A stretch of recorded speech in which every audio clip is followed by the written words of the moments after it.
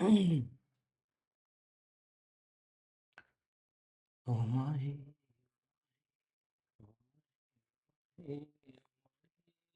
माही, ओ माही।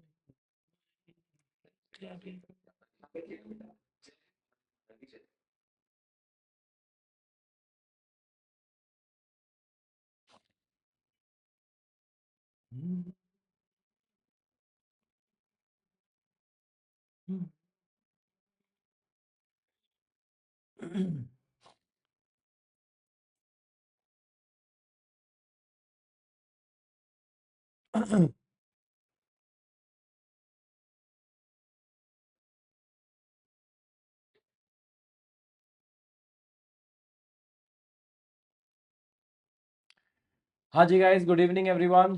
कैसे हैं सभी लोग?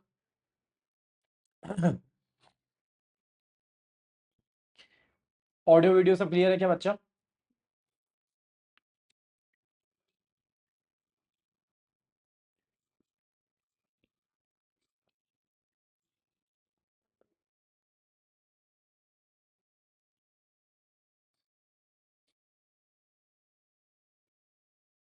Just a second.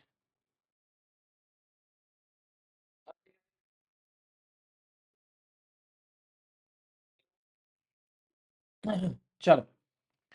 हाँ जी, कौन कौन है भैया? जया गुप्ता, अफीफा, सुनिधि, भारती, कृषा, निशा। हेलो बेटा, गुड इवनिंग। प्रणव, मीनाक्षी, शिल्पी, फलेंद्र, हरभजन, हर्ष, कटीजा। आजा बेटा। प्रथा, रणोदीप, अलपना, आशीष, राजनंदिनी, श्वेता सिंह, मधुरस, पलक, चंचल राठौर, लवी, सिद्धि मिश्रा, रोहित, मिलेश। मिलेश रथवा। रथवा। आपका नाम पहली बार देख रहा हूं बेटा। ध्रुविशा, दीपांशु, लवप्रीत, सुधांशु, पवन कुमार, आ, प्रभदीप कुमार। वाह, ओके। मोनिका तिवारी, सीए माही। क्या नाम है बेटा, सीए माही। यार नाम के आगे पहले सीए लगा देते हो तुम लोग, हाँ। सुनिधि भारद्वाज, रानू प्रसाद, सिद्धि मिश्रा, आनंद पाटिल, जितेश, प्रणव, लफी, लफी शर्मा, ओहो, कृषा कोयनी, श्वेता, दीपांशु, पवन कुमार, माही पटेल, तहरीम। चलो आ जाओ भैया। मितांशी, गुड इवनिंग बेटा, good evening, good evening, good evening. Haniket, Komal. आ जाओ भैया। कुणाल भारद्वाज, सब लोग आ जाओ। चलो। कर्तव्य, वाह बेटा, आते जाते रहता है तू भी, हाँ। बड़ा अच्छा लगा मुझे तेरा सिस्टम ये। हाँ, आते जाते रहता है तू। सुगम बेटा, तुझको कैसे भूलेंगे रे। हाँ। विवेक पटेल कह रहा है आज शाम को डीजे सर आए, सीजे सर नहीं आए। मीनाक्षी, तेरा नाम लिया तो सही रे राजा। तेरा नाम लिया तो सही मैंने। हाँ। मोनिका तिवारी, सर आपकी तबीयत कैसी है सर? बेटा अब थोड़ी सी ठीक है, बेहतर हो रही है, धीरे धीरे। धीरे धीरे बेहतर हो रही है। थोड़ा मैं स्टीम ले रहा हूँ, मेरा गला ठीक कर रहा हूँ, थोड़ा सर्दी को ठीक कर रहा हूँ। ऐसा है। हाँ। हाँ बेटा, सिद्धि मिश्रा वन शॉट भी देख सकते हो बेटा, आप देख सकते हो, कोई दिक्कत की बात नहीं है। आशीष शेखर बेटा, गुड यार, हम भी बढ़िया है। चलो आ जाओ यार। पढ़ाई वढ़ाई चालू करें क्या? हाँ। पढ़ाई वढ़ाई चालू करें क्या? जल्दी बोलो।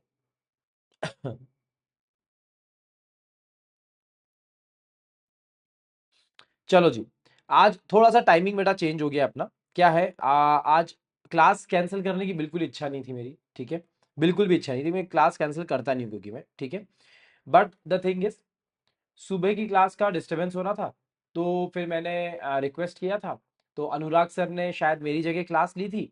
और मैं शाम को अनुराग सर की क्लास के टाइम पे यहाँ पर आ चुका हूँ, ठीक है। तो बढ़िया हो गया यार, हमने स्विच कर लिया। है ना, सर ने भी सपोर्ट कर दिया, ठीक है। और आपकी क्लास भी मिस नहीं हो रही है। और हम लोग अच्छे से पूरा सिलेबस कंप्लीट कर पा रहे हैं। इससे अच्छी चीज क्या हो सकती है? करेक्ट है ना? हाँ। चलो। सर आज यूनिट नंबर 6 को खत्म करो सर, ठीक है बेटा। चलो अभी हनीकेत ने बोल दिया ना, आज यूनिट नंबर 6 को कंप्लीट कर देते हैं अपन, क्या बोलते हो तुम लोग? हाँ। कर दे क्या? जल्दी। जल्दी बोलो, खत्म कर दे क्या?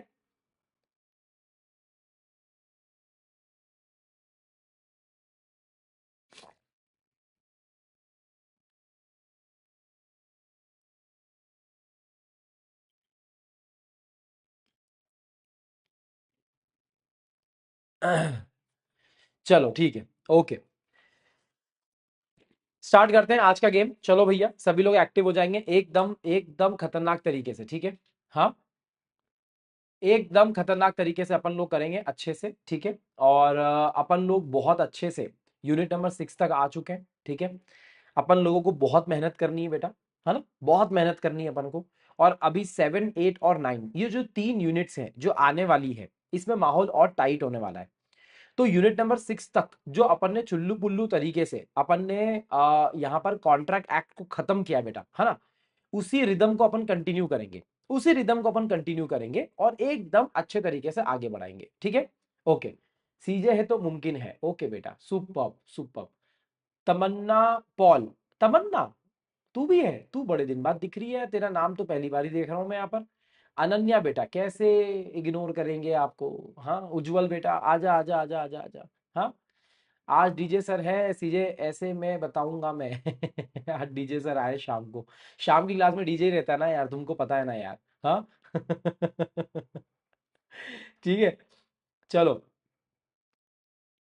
फैजान सर नीचे बैठे हैं इसलिए वॉइस कम है। ए मधुरस, आवाज आवाज बराबर नहीं आ रही है क्या? देखो, बैठे बैठे बोलूंगा तो एकदम चिल्ला तो नहीं पाऊंगा ना यार, खड़े खड़े, खड़े खड़े मैं चिल्ला चिल्ला के बात करता हूँ, है ना। पर अभी तुम लोगों को मैंने पहले भी बोला था, सीए स्टूडेंट बन चुके हो, है ना। खामोखा सर स्क्रीन छोटी है, सर आप छोटे हो, सर आवाज छोटी है, आवाज बड़ी है, ये सब मत करना, ठीक है। ये फालतू की बातें अपन करेंगे नहीं। चलो आ जाओ भैया। आई थिंक ऑडियो वीडियो एकदम परफेक्ट है, तुम लोग पढ़ाई के लिए तैयार हो चुके हो। आज इस टाइम पे शायद मैं आप लोगों की क्लास पहली बार ले रहा हूं। So boys and girls, welcome to this movie show, जो 2 घंटे का आपका पूरा मूवी का शो चलने वाला है, ठीक है। इसमें आप सभी लोगों का स्वागत है boys and girls. This is CJ, आपका होस्ट। और ये है कानून का जुनून, जो आपके अंदर भी है, मेरे अंदर भी है। So what are we waiting for? फटाफट सीए बनते हैं एवरीवन, कमान कमान कमान। चलो जी, चलो भैया। तहरीन बेटा, सीए बनने के सपने सब लोगों ने देखे, है ना। अपन उसके लिए मेहनत कर रहे हैं, अपन दूसरे लोगों के जैसे बातें नहीं कर रहे हैं, अपन पढ़ाई कर रहे हैं, ठीक है, अपन पढ़ाई कर रहे हैं, ठीक है। चलो जी, तो अपन चालू करते हैं एकदम खतरनाक तरीके से। हर्ष बेटा आजा, है ना।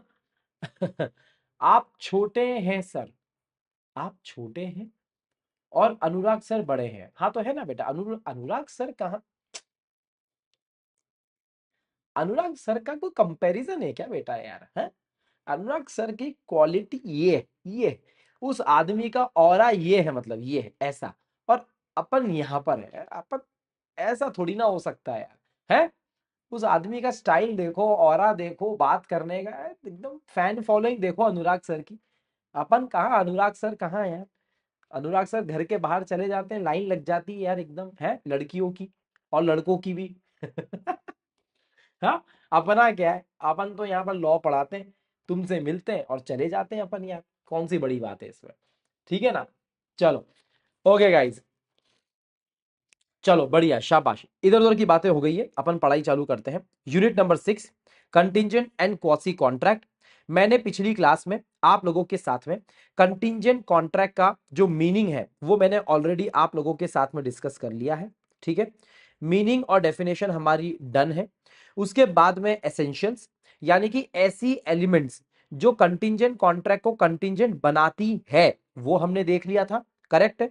उसके बाद में इनफोर्सिंग रिलेटेड रूल्स। जरा सेक्शन नंबर मेरे साथ में बोलोगे क्या तुम लोग, जल्दी बोलो। अरे सेक्शन नंबर देखोगे क्या मेरे साथ में, जल्दी बोलो यार। सेक्शन नंबर 31, सेक्शन नंबर 31 में मेन कंटिंजेंट कॉन्ट्रैक्ट की बात करी गई थी, बराबर है। और यहां पर फिर हमने कुछ बात करी थी कि क्या ऐसे कोई रूल्स है, रूल्स रूल्स यानी कि क्या ऐसे कोई यहां पर चीजें हैं जो हमको फॉलो करनी पड़ेगी। सर आपको रूल्स की जरूरत क्यों पड़ रही है? क्योंकि देखो, कंटिंजेंट कॉन्ट्रैक्ट को अगर इन्फोर्स करना है, यानी कि अगर उसको एकदम अच्छे तरीके से एग्जीक्यूट करना है, तो फिर हमको कुछ रूल्स की आवश्यकता पड़ेगी। और वो रूल्स को डिस्कस किया गया था 32, 33, 34, 35 और 36। आपको समझ में आया होगा मैंने ऐसा क्यों लिखा है, 34 और 36 तो इंडिविजुअल सेक्शन है, 32 और 33 साथ में चलते हैं, और 35 के भी दो पार्ट्स हैं। ये हम दोनों अभी इसके बारे में बात करने वाले हैं। आपका रिवीजन करवाऊंगा, एकदम अपना मंत्र जाप चलेगा तो आप लोगों को ध्यान में आ जाएगा। अब इस यूनिट का जो सेकंड पार्ट है, क्योंकि यूनिट के अंदर दो टाइप्स ऑफ कॉन्ट्रैक्ट है, कंटिंजेंट कॉन्ट्रैक्ट है और क्वासी कॉन्ट्रैक्ट है ना। तो कंटिंजेंट तो अपना पिछली क्लास में हो गया है, आज हम क्वासी कॉन्ट्रैक्ट को यहां पर कवर करने वाले हैं। क्वासी, ठीक है, ओके चलो। तो आज क्वासी कॉन्ट्रैक्ट का मीनिंग देखेंगे सबसे पहले, फिर क्वासी कॉन्ट्रैक्ट के फीचर्स देखेंगे, और फिर अपन कुछ ऐसे केसेस देखेंगे, टोटल 5 केसेस देखेंगे जिनको डीम्ड यानी कि जिनको क्वासी कॉन्ट्रैक्ट माना जाता है। And believe me when I से दिस, इतना लल्लू पंजू टॉपिक बचा है ना रे, इस टॉपिक में बिल्कुल भी आपको दिमाग नहीं लगाना है रे, एकदम एकदम इजी टॉपिक है रे। कल मैंने आपको दो चीजें बताई थी कि दो टाइप के कॉन्ट्रैक्ट होते हैं रे। एक ऐसा कॉन्ट्रैक्ट होता है जो एब्सोल्यूट होता है, यानी जिसके अंदर कोई भी कंडीशन नहीं होती है, सारे एसेंशियल एलिमेंट वहां पर अवेलेबल होते हैं। यहां पर एक सर्टेन इवेंट होता है, ए ने बोला है बी को कि मैं तुझको ये प्लास्टिक की बोतल दूंगा 200 रुपए के अंदर, उसने बोतल दिया, मैंने बोतल का पैसा दिया, एकदम कोई भी कंटिंजेंसी नहीं है, एब्सोल्यूट कॉन्ट्रैक्ट है, सब कुछ यहां पर प्रेजेंट रहता है। बट अगर कॉन्ट्रैक्ट के अंदर कुछ कंडीशंस होती है, और कंडीशन भी कैसी है बेटा, कंडीशन कोई ऐसी वैसी कंडीशन नहीं है, कॉन्ट्रैक्ट के अंदर कंडीशन नहीं है ना। कंडीशन है कि एक कोलैटरल इवेंट है, वो होगा या वो नहीं होगा, इस बात पर चर्चा रुकी हुई है, इस बात पर चर्चा रुकी हुई है बेटा, करेक्ट है। तो क्यों सर ऐसा क्यों बोला आपने, थोड़ी थोड़ी सी गहरी बात कर दी सर आपने, थोड़ी सी गहरी बात कर दी आपने। आपने बोला कॉन्ट्रैक्ट के अंदर कंडीशन नहीं है, ए भैया मैंने कंडीशन ही यही लगाई है कि ये कोलैटरल इवेंट होगा या नहीं होगा, इस पे डिपेंड करता है कि ये कॉन्ट्रैक्ट इन्फोर्स होगा कि नहीं होगा। बहुत ही बढ़िया सर, बहुत ही बढ़िया। एब्सोल्यूट कॉन्ट्रैक्ट की जो बातें आपने करी ना सर, मजा आ गया सर, मजा आ गया। चलो एक बात बताओ सर, कल आपने बहुत सारी बातें तो लिखवाई थी, जरा हमको ये बता दो कि कंटिंजेंट कॉन्ट्रैक्ट की डेफिनेशन कैसे लिखेंगे हम। अरे भैया बहुत सिंपल है रे राजा, कंटिंजेंट कॉन्ट्रैक्ट का मतलब क्या है। कंटिंजेंट कॉन्ट्रैक्ट मतलब ऐसा कॉन्ट्रैक्ट, किसी चीज को करना या फिर किसी चीज को नहीं करना, ये डिपेंड होता है किसी दूसरे इवेंट के ऊपर। वो इवेंट कोलैटरल इवेंट होता है, कोलैटरल मतलब एडिशनल इवेंट होता है। अरे मुझे एक बात बताओ, क्या ये जो कोलैटरल इवेंट है, क्या मैं इसको इंडिपेंडेंट इवेंट बोल सकता हूं। ये अपने आप में इंडिपेंडेंट है, यानी कि ये बिल्कुल भी मेन इवेंट से इसकी कोई रिश्तेदारी नहीं है, ये एक्सटर्नल है, ये अनरिलेटेड है, ये इंडिपेंडेंट है। बहुत ही बढ़िया, बहुत ही बढ़िया सर। ऐसे कॉन्ट्रैक्ट की एक्शन डिपेंड करती है कि ये कोलैटरल इवेंट मतलब ये कंडीशन होगी या फिर नहीं होगी। अगर होती है तो अलग तरीके से काम होगा, अगर नहीं होती है तो अलग तरीके से काम होगा।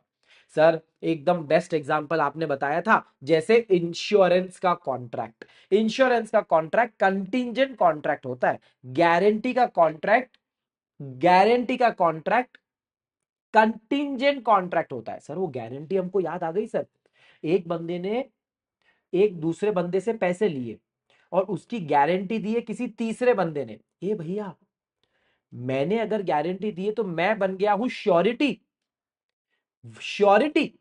अरे अगर मैं श्योरिटी बन गया हूं तो भैया मुझे पैसे कब देने हैं, अरे मुझे पैसे कब देने हैं, मतलब मुझे मेरा कॉन्ट्रैक्ट इन्फोर्स कब करना है, डिपेंड करता है कि वो बंदा उसको पैसे दे पाता है कि नहीं दे पाता है।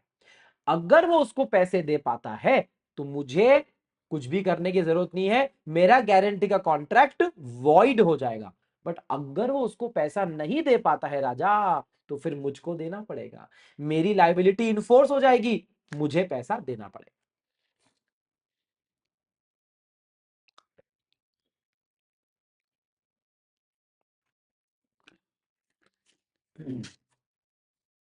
आ गई बात समझ में? आ गई बात समझ में? ठीक है, चल। हाँ बच्चों, आगे बढ़े। ठीक। सर कोलैटरल इवेंट क्या होता है? अरे मेरे राजा, कोलैटरल इवेंट मतलब अपने आप में एक इंडिपेंडेंट इवेंट है। जल्दी बोलो। अपने आप में एक इंडिपेंडेंट है।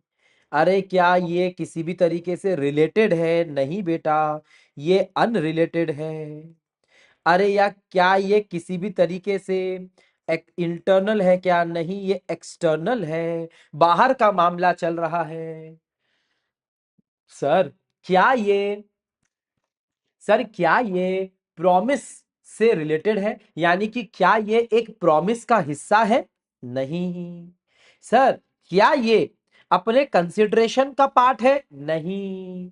मेरा कोलैटरल इवेंट ऐसा होना चाहिए जो ना तो प्रॉमिस से रिलेटेड होगा, ना ही वो कंसिडरेशन का हिस्सा होगा।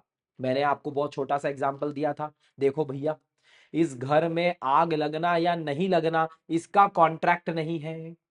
मेरा सब्जेक्ट मैटर को तहस नहस करने का कॉन्ट्रैक्ट नहीं है। अगर सब्जेक्ट मैटर को तहस नहस करने का कॉन्ट्रैक्ट हो तो फिर भैया वो वेजरिंग के अंदर जाएगा, वेजरिंग के अंदर जाएगा। कंटिंजेंट कॉन्ट्रैक्ट के अंदर मामला और कुछ चल रहा है। कंटिंजेंट कॉन्ट्रैक्ट के अंदर कॉन्ट्रैक्ट इंश्योरेंस का हुआ है, कॉन्ट्रैक्ट सेफ्टी का हुआ है, कॉन्ट्रैक्ट किसी और चीज का हुआ है, पर वो आधारित है किसी दूसरे अनसर्टेन इवेंट के ऊपर। क्या मुझे यहां पर ऐसी एक बात लिखनी चाहिए कि कंटिंजेंट कॉन्ट्रैक्ट में जो इवेंट होता है वो मस्ट बी अनसर्टेन? क्या मैं ऐसा लिख सकता हूं राजा? इवेंट जो होना है वो अनसर्टेन ही होना चाहिए, होना चाहिए। यस बेटा, एग्जैक्टली, एग्जैक्टली, एग्जैक्टली। गैम्बलिंग हो जाएगा, वरना गैम्बलिंग हो जाएगा। हाँ, हर्ष बोल रहा है एकदम परफेक्ट, कंसिडरेशन वगैरह नहीं होना चाहिए। Exactly, exactly. चलो शाबाश बच्चों, यार एकदम कैसे गजब करके आते हो तुम लोग यार, है। अच्छा मुझे एक बात बताओ सर, टोटल 4 एसेंशियल्स थे कंटिंजेंट कॉन्ट्रैक्ट के, टोटल 4 एसेंशियल्स थे। पहला एसेंशियल था, पहला एसेंशियल था सर जी कि हैपनिंग और non happening of an event होना चाहिए। जो इवेंट है वो कोलैटरल होना चाहिए। कोलैटरल का मतलब वो कॉन्ट्रैक्ट का पार्ट नहीं होना चाहिए। दूसरा, वो ना तो परफॉर्मेंस मतलब प्रॉमिस से रिलेटेड होना चाहिए, ना ही वो कंसिडरेशन से रिलेटेड होना चाहिए। ठीक है सर, ओके। तीसरा, वो मात्र प्रॉमिसर की इच्छा पे आधारित नहीं होना चाहिए। जल्दी बोलो, अरे जल्दी बोलो। मैंने बोला मेरी इच्छा हुई तो मैं तुमको पैसा दूंगा, वरना मैं तुमको पैसा नहीं दूंगा। भैया ये तो कंटिंजेंट तो छोड़ो, ये तो किसी भी तरीके का कॉन्ट्रैक्ट नहीं हुआ। अरे अनुराग मौर्य बोल बेटा, जल्दी बोल, परफेक्ट है कि नहीं? अरे मेरी इच्छा हुई तो 1 लाख रुपए दूंगा, मेरी इच्छा हुई तो 2 लाख रुपए दूंगा। अगर आपको याद हो, नेगोशिएबल इंस्ट्रूमेंट के अंदर भी मैंने आपको बताया था, क्या खुद से ही किया हुआ प्रॉमिस, क्या खुद से ही किया गया प्रॉमिस कोई प्रॉमिसरी नोट होता है? कैसी बातें कर रहे हो यार। मैं कागज पे लिख दूं कि मैं प्रॉमिस करता हूं मैं अपने आप को 1 लाख रुपए दूंगा, अरे मेरे भाई कागज पे लिख के चबा के खा जा भाई, कोई फर्क नहीं पड़ता यार। दो इंसान चाहिए कॉन्ट्रैक्ट के अंदर, कैसी बातें कर रहा है यार, है। वैसे ही सर यहां पर भी जरा बात करो सर। हाँ, पूरी की पूरी मेरी इच्छा पे ही अगर आधारित होगा, मतलब कंडीशन मेरे कंट्रोल में आ गई। अगर कंडीशन मेरे कंट्रोल में आ गई तो भैया फिर मुझे एक बात बता, काहे की अनसर्टेनिटी? अरे काहे की अनसर्टेनिटी भैया, काहे की, काहे की कंटिंजेंसी? अगर तू सब कुछ तेरी ही इच्छा के अनुसार कर रहा है, सब कुछ तेरे ही कंट्रोल में है, मात्र मियर मतलब मात्र, यानी कि कंप्लीटली प्रोमिसर की इच्छा पर, विल मतलब इच्छा, प्रोमिसर की इच्छा पे अगर आधारित है तो भैया चल चल चल चल चल चल, निकल निकल, हवा आंदे, हवा आंदे बेटा। कोई कंटिंजेंसी नहीं है, चल चल चल निकल, पहली फुर्सत में निकल। आ गई बात समझ में? जल्दी बोलो बच्चा, एवरीबॉडी कम ऑन, जल्दी बोलो। क्लियर है? चल, तो मुझे एक बात बताओ, क्या रूल्स याद आ रहे हैं? अरे रूल्स याद आ रहे हैं कि नहीं आ रहे हैं? ए यार मुझे एक बात बताओ यार, रूल्स याद करने के लिए तुमको किस चीज की जरूरत है यार? 32 और 33।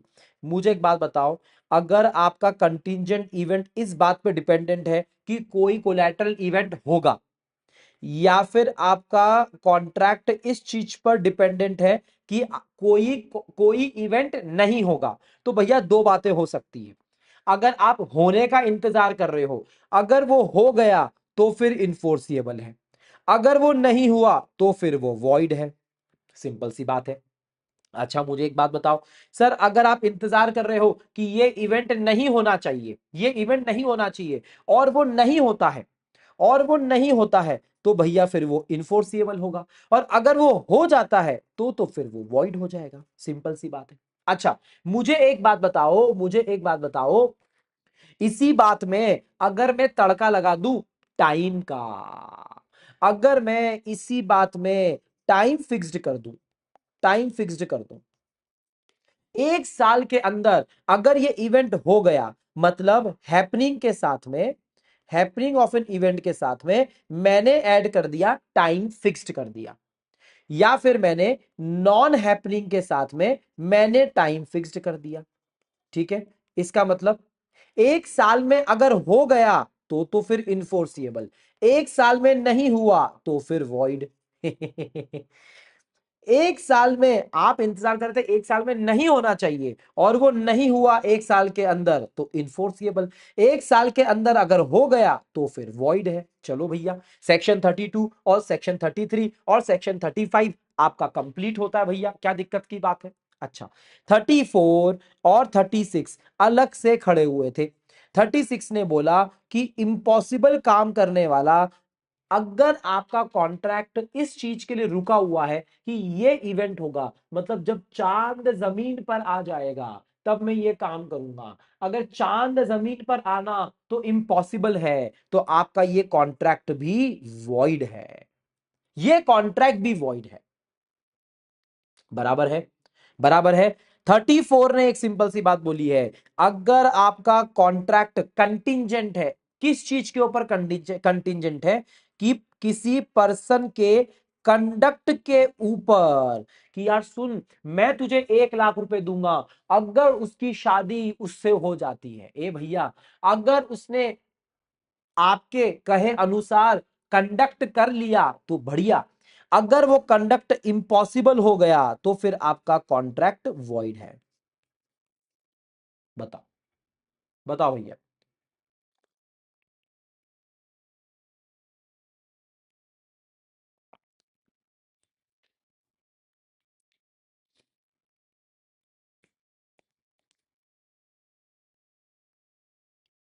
क्लियर, क्लियर है बेटा। ऋषभ जैन कितने अच्छे जवाब दे रहा है, ऋषभ जैन बेटा शाबाश, वेरी गुड। आकाश कुमार कितने अच्छे जवाब दे रहा है यार, इशू वेरी गुड बेटा, वेरी गुड। कृपाली, अनुष्का, कोमल वेरी गुड, हर्ष, है ना, आशीष वेरी गुड बेटा, वेरी गुड। अच्छे बच्चे, अच्छे बच्चे, शाबाश। ठीक है, चलो एकदम क्लियर हो गया। रूल्स भी रिवाइज करवा दिए, है ना। अपनी मैगी टेबल तो थी सही बेटा, 32, 33, 34, 35, 35, 36, है ना। चलो एक क्वेश्चन करवाऊं तुम लोगों को, एक क्वेश्चन करवाऊं तुम लोगों को, है? देखोगे मेरे साथ में? प्लीज, प्लीज मना मत करना, हाँ प्लीज आ जाओ। देखो बहुत सुंदर क्वेश्चन है, बहुत सुंदर क्वेश्चन है। पीक्यूआर नाम का एक हॉस्पिटल है ना। अपन इस कहानी को थोड़ा अलग चलाते हैं क्वेश्चन के साथ में, है ना। समझना मेरी बात। अपोलो एक हॉस्पिटल है, अपोलो, है ना। अपोलो ने डॉक्टर ए, अपने हिसाब से है डॉक्टर चहेती, ठीक है, डॉक्टर चहेती, डॉक्टर चहेती को रिक्रूट करा, यानी कि जॉब पर रखा, ठीक है, कॉन्ट्रैक्ट के बेसिस पे 3 महीने के लिए। कितने महीने के लिए? 3 मंथ्स के लिए, ठीक है। हॉस्पिटल के मैनेजमेंट ने प्रॉमिस किया कि चहेती मैडम, हम आपको 1 लाख रुपए देंगे, अगर हम आपको 1 लाख रुपए देंगे एक्स्ट्रा, एक्स्ट्रा, हाँ, अगर इन 3 महीनों के अंदर, इन 3 महीनों के अंदर अगर आपको कोरोना हो जाता है तो, अगर आप कोविड-19 के शिकार बन जाते हो इन 3 महीने में हॉस्पिटल में जॉब करते करते, अगर आप भी कोविड को आप छीन लेते हो तो फिर हम आपको 1 लाख रुपए देंगे। क्वेश्चन आपसे ये पूछ रहा है, आप बताइए ये कौन सा टाइप ऑफ कॉन्ट्रैक्ट है और ये भी बताइए कि कौन सा रूल ऑफ इन्फोर्समेंट इसके ऊपर लगना चाहिए, और ये भी बताइए कि क्या होगा अगर डॉक्टर ए यानी कि डॉक्टर चहेती को कोविड-19 नहीं होता है। चलो बताओ भैया, बताओ बच्चों, जवाब दो। सबसे पहले टाइप ऑफ कॉन्ट्रैक्ट बोलो भैया, जल्दी बोलो, जल्दी बोलो बच्चों, एवरीबॉडी कम ऑन।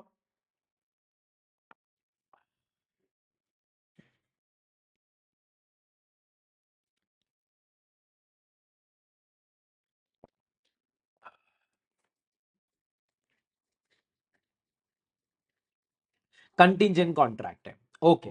सेक्शन 35 लगना चाहिए, ओके। ओके, ऋषभ जैन का कहना है 35 लगना चाहिए, उदय सिंह का कहना है 35 लगना चाहिए, भारती का कहना है 35 लगना चाहिए, okay. Time 35, time 35, okay okay. Archana का भी कहना यही है, okay, very good. Fixed time वाला है, कृपाली का भी यही कहना है, और कर्तव्य का भी कहना है कंटिंजेंट कॉन्ट्रैक्ट। अच्छे बच्चे हैं यार, अच्छे बच्चे। देखो अपन इसको कैसे करते हैं। पहली बात, ये अपने आप में एक कंटिंजेंट कॉन्ट्रैक्ट है। सर आपको कैसे मालूम चला, मैं आपको बताता हूं। कंटिंजेंट कॉन्ट्रैक्ट मतलब टू डू और नॉट टू डू समथिंग। ये डिपेंड करता है किसी कोलैटरल इवेंट के ऊपर, ठीक है। कोलैटरल इवेंट हो भी सकता है और नहीं भी हो सकता है। चलो भैया, हाँ भैया, यहां पर 1 लाख रुपए देने की बात हुई है। कोलैटरल इवेंट है कि उसको कोविड-19 हो सकता है और नहीं भी हो सकता है, ठीक है। अगर हैपनिंग की बात है, हैपनिंग कितने, हैपनिंग की बात है और फिक्स्ड टाइम की बात है, फिक्स्ड टाइम की बात है, मतलब सेक्शन 35। सेक्शन 35 के अंदर अगर उसको 3 महीने के अंदर कोविड हो जाता है तो फिर ये कॉन्ट्रैक्ट इन्फोर्स हो जाएगा और उनको यानी कि हॉस्पिटल को, अपोलो हॉस्पिटल को 1 लाख रुपए देने पड़ेंगे हमारी डॉक्टर चहेती को। और अगर उसको नहीं होता है तो फिर ये कॉन्ट्रैक्ट वॉइड हो जाएगा, क्योंकि 1 लाख रुपए देने की बात नहीं आती है। कॉन्ट्रैक्ट है कंटिंजेंट, रूल ऑफ इन्फोर्समेंट है सेक्शन 35 का, happening with in fixed time, और अगर उसको कोविड-19 नहीं होता है तो कॉन्ट्रैक्ट वॉइड है। आई बात समझ में। सर कंटिंजेंट कॉन्ट्रैक्ट जब भी लिखेंगे क्या हम सेक्शन 31 को मेंशन कर सकते हैं? बिल्कुल। अगर ऊपर वाले ने साथ दिया आपका और आपको सेक्शन नंबर याद आ गया तो कर देना बेटा। देख लो भैया, देख लो, सेक्शन 31 डेफिनेशन लिखी है पूरी, फिर आया है 35, पूरी डेफिनेशन लिखी है, फिर उन्होंने बात करी है फिक्स्ड टाइम की। देखो टाइम फिक्स्ड की उन्होंने बात करी है। अगर विद इन फिक्स्ड टाइम हो जाता है तो क्या होता है, नहीं होता है तो क्या होता है। हमारे वाले केस में क्या हुआ उन्होंने ये बताया, बराबर है। अगर उसको कोविड-19 होगा 3 महीने के अंदर तो ही उसको 1 लाख रुपए मिलेंगे, ठीक है। अगर उसको कोविड-19 नहीं होता है तो फिर ऑटोमेटिकली कॉन्ट्रैक्ट वॉइड हो जाएगा। बहुत सिंपल सा क्वेश्चन था। चलो ठीक है, ओके भैया। कंटिंजेंट और वेजरिंग में मैंने कल आपको डिफरेंशिएशन बता दिया है। चलो, क्या मैं क्वासी कॉन्ट्रैक्ट को स्टार्ट कर सकता हूं? जल्दी बोलो, सभी बच्चे एक साथ बोलेंगे। क्या मैं क्वासी कॉन्ट्रैक्ट को चालू कर सकता हूं? हाँ,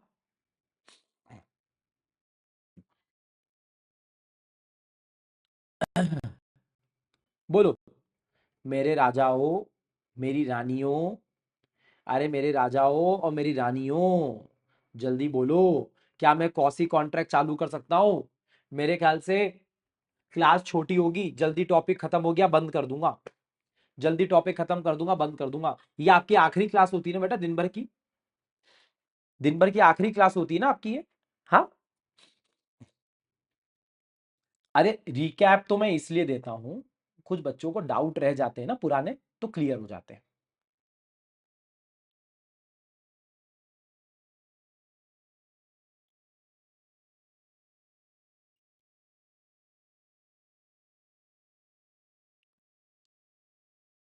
ठीक है। ओके। थोड़ा सा एक आध सेकंड का कभी कभी बीच में लैग आ जाता है बेटा, है ना, तो रुक जाया करो। वो लैग ऑटोमेटिकली क्लियर हो जाता है बेटा 1 मिनट के अंदर। ठीक है। चलो ओके।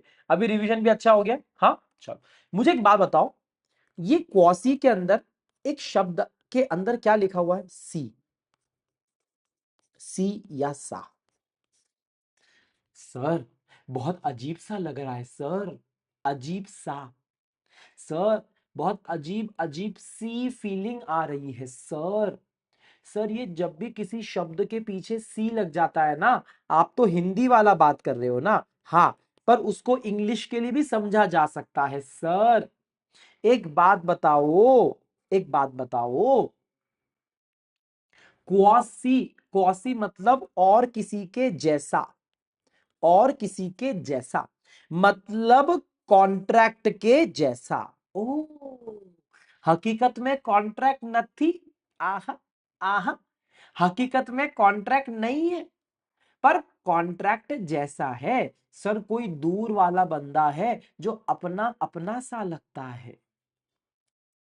सीजे सर आप अपने अपने से लगते हो सर। ऐसा लगता है सर कि हम क्या बोले सर, हमने एक शब्द सुन रखा है सर। क्या इम्प्लाइड का नाम सुन रखा है सर? हाँ जी, हाँ जी, इम्प्लाइड कॉन्ट्रैक्ट पढ़ के आए हैं सर। अच्छा, मतलब ये एक्चुअली में कॉन्ट्रैक्ट नहीं है, एक्चुअल में कॉन्ट्रैक्ट नहीं है। आहा, पर एक रियल कॉन्ट्रैक्ट को ये रिजेंबल करता है। क्या बोल रहे हो सर?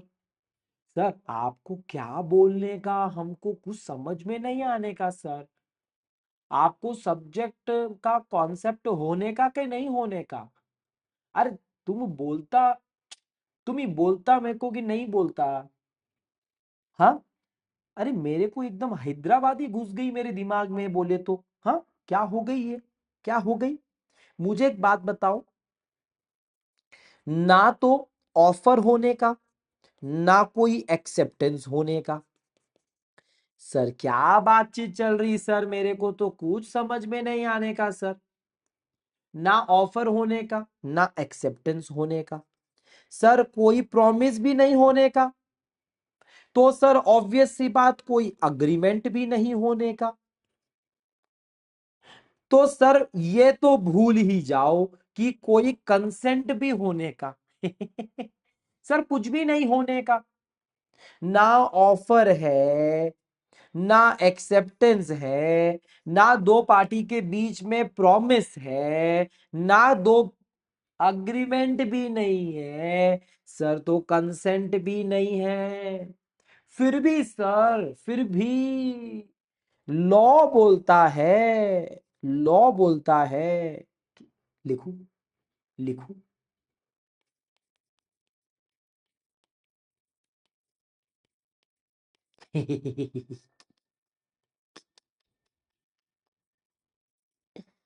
लॉ बोलता है कि भैया कॉन्ट्रैक्ट है, फिर भी इसकी 12 बजाओ, इसकी 12 बजाओ।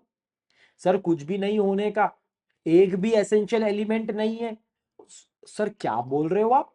एक्चुअल कॉन्ट्रैक्ट नहीं है, नहीं है, फिर भी कॉन्ट्रैक्ट को रिजेंबल करता है, करता है। सर एसेंशियल एलिमेंट है, नहीं है, तो सर फिर कॉन्ट्रैक्ट कैसे बना, किसने बोला? हमारे पापा ने। हमारे पापा कौन है? हमारे पापा लॉ है, created by operation of law. Sir example बोलो ना सर, एग्जाम्पल बोलो ना सर। इतने सारे एग्जाम्पल आपने पहले भी दे रखे हैं सर हमको। किसी का सामान खो गया तो उसको वापस करने का, फाइंडर ऑफ लॉस्ट गुड्स। हाँ सर, किसी ने गलती से मेरे घर पिज्जा भेज दिया और मैं पिज्जा खा गया, पैसा देने का। सर मैंने कोई बात नहीं करी थी, घर पे प्लम्बर आया, प्लम्बर ने काम करा, पैसा देने का। सर क्या बोल रहे हो? अरे हम ये बोल रहे हैं कि जब आप बस के ऊपर चढ़े हो, आप बस में सफर कर रहे हो, आपने एक अपने आप में क्वासी कॉन्ट्रैक्ट किया है। अरे यार यूनिट नंबर 1 पढ़ के आए हो यार, क्या दिमाग खराब कर रहे हो यार? टाइप्स ऑफ कॉन्ट्रैक्ट सब पढ़ाया मैंने तुमको यार। टाइप्स ऑफ कॉन्ट्रैक्ट ने पूरी मैंने कहानी सुनाई थी मेरी बॉम्बे की टैक्सी वाली यार। टैक्सी के अंदर मेरा बटवा छूट गया था, याद आ रहा है तुम लोगों को यार? हाँ। हाँ यार देख, सुनिधि बोली, सुनिधि को याद आ गया यार। हाँ। गजब कर रहे हो तुम लोग यार। मैं वॉलेट भूल गया था बॉम्बे में शेयरिंग टैक्सी के अंदर, याद आया कि नहीं याद आया तुमको यार? हाँ। फाइंडर ऑफ लॉस्ट गुड्स भी समझाया था मैंने उसी के साथ में, कॉसी कॉन्ट्रैक्ट भी समझाया। कुछ भी बातें करते हैं यार। आज सर को क्या हो गया है बेटा?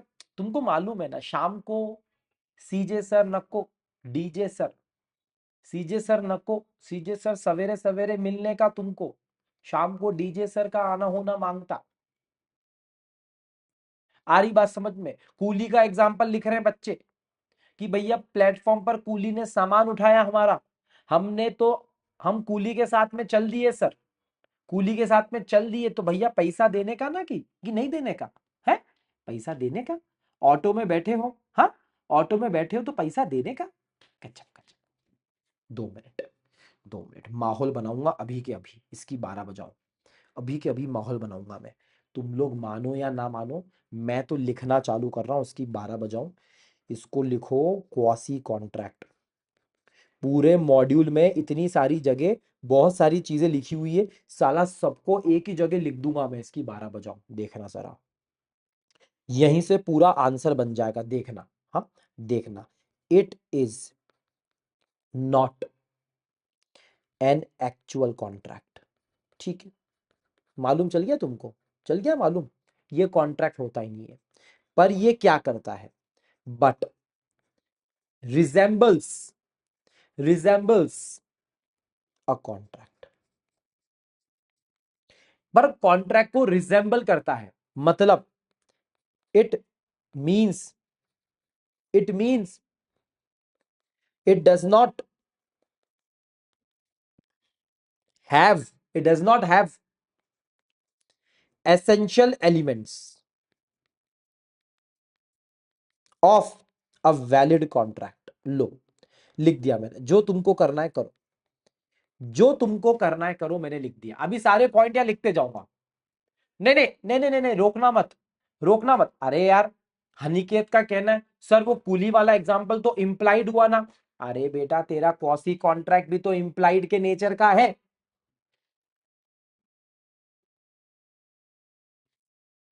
सुनता ही नहीं है यार आजकल का, आजकल का युवा, आजकल का युवा हमारी बात सुनता ही नहीं है। गजब बच्चे हैं यार। मुझे एक बात बताओ, क्वासी कॉन्ट्रैक्ट की मैंने इतनी ही बात बोली ना आप लोगों को, कि it is created by operation of law. अरे यही बोला ना मैंने तुम लोगों को? हाँ, कि नहीं बोला मैंने? जल्दी बोल। पर सर हमें ये कहना है, ऑटो वाले को पैसे क्यों देने हैं? किसी का खोया हुआ सामान वापस से उसके ओनर को रिटर्न क्यों करना है? सर अगर किसी से बात नहीं हुई है तो भी, अरे भैया मेरे क्वांटम मैरियट पढ़ के आए हो कि नहीं पढ़ के आए हो? अरे मैंने आपको क्वांटम मैरियट पढ़ाया कि नहीं पढ़ाया? Q M, Q M.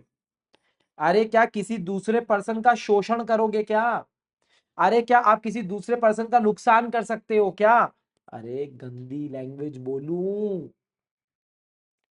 अरे ऐसा बोला जाता है, किसी की कब्र खोद कर अपनी बिल्डिंग मत बनाना। समझे कि नहीं समझे?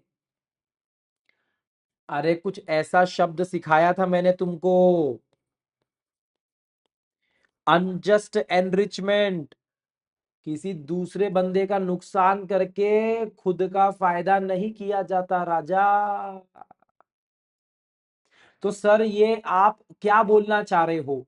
हम ये बोलना चाह रहे हैं कि ये जो क्वासी कॉन्ट्रैक्ट है, ये बेस्ड होता है, it is based on the principle, it is based on the principle of, ये कौन से प्रिंसिपल पे आधारित है मैं आपको बताता हूं।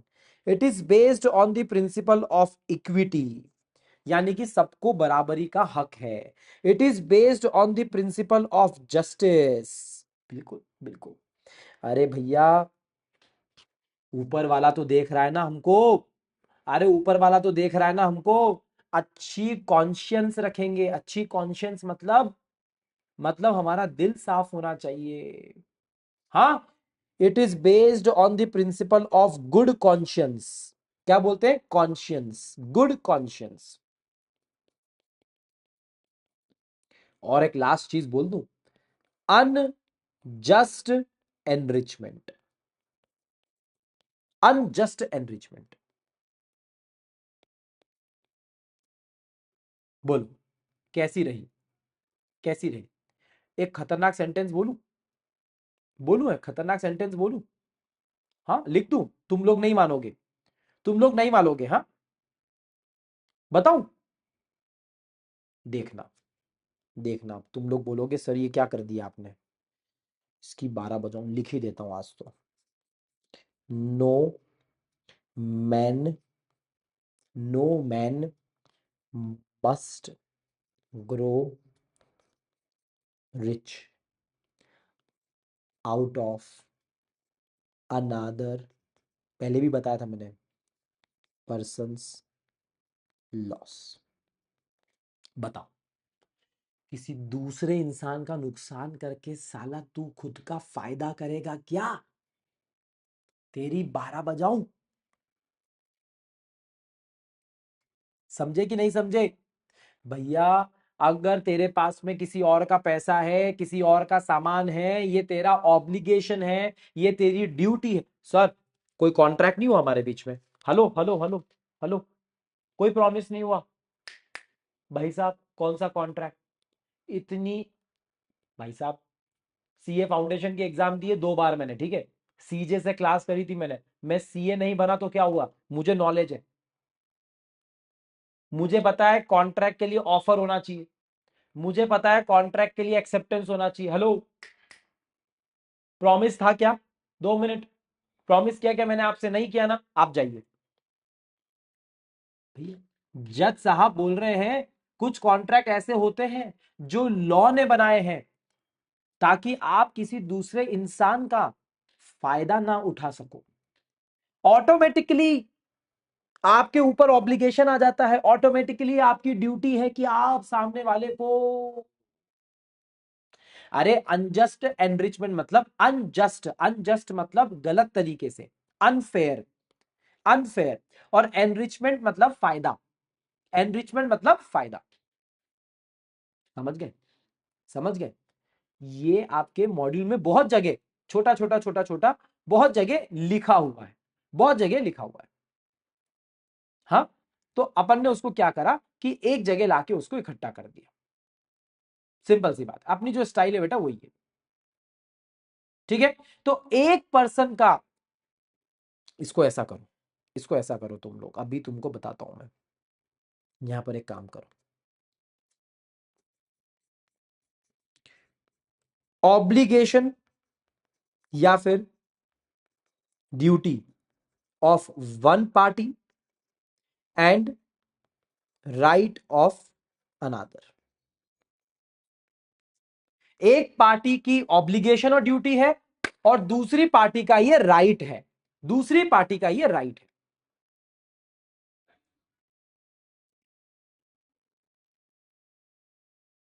समझ गए? समझ गए? चलो आओ,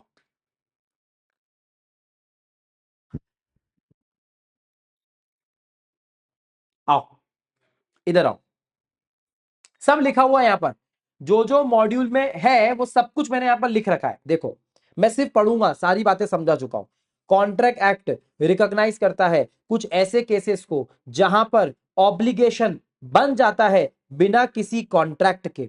ये जो ऑब्लिगेशन बनता है वो कुछ रिलेशनशिप्स के अंदर बनता है जो कॉन्ट्रैक्ट जिनको बोला तो नहीं जाता पर लॉ जिनको कॉन्ट्रैक्ट मानता है। मतलब यहां पर कोई ऑफर नहीं है, कोई एक्सेप्टेंस नहीं है, कोई कंसेंसस एड इडिम भी नहीं है, यहां पर तो कोई अग्रीमेंट भी नहीं है, कोई प्रॉमिस भी नहीं है, फिर भी एंड येट यानी कि फिर भी लॉ यहां पर ऑब्लिगेशन इंपोज करता है एक पार्टी के ऊपर और राइट देता है किसी दूसरी पार्टी को। ऐसे कॉन्ट्रैक्ट को क्वासी कॉन्ट्रैक्ट बोलते हैं। सिंपल सी बात है। अच्छा सर एक बात बताओ, ये जो क्वासी कॉन्ट्रैक्ट होते हैं क्या ये रियल कॉन्ट्रैक्ट को रिजेंबल करते हैं? यस, यस बिल्कुल करते हैं, बिल्कुल करते हैं। ठीक है। अच्छा क्या कुछ इंपॉर्टेंट फीचर्स हैं क्वासी कॉन्ट्रैक्ट के? है भैया, टोटल 3 फीचर्स हैं जो क्वासी कॉन्ट्रैक्ट को यहां पर दिए गए। बहुत ही चिंदी और बहुत ही बकवास फीचर्स, इतने इंपॉर्टेंट नहीं है किसके, क्वासी कॉन्ट्रैक्ट के, पर समझाने के लिए मैं आपको समझा देता हूं।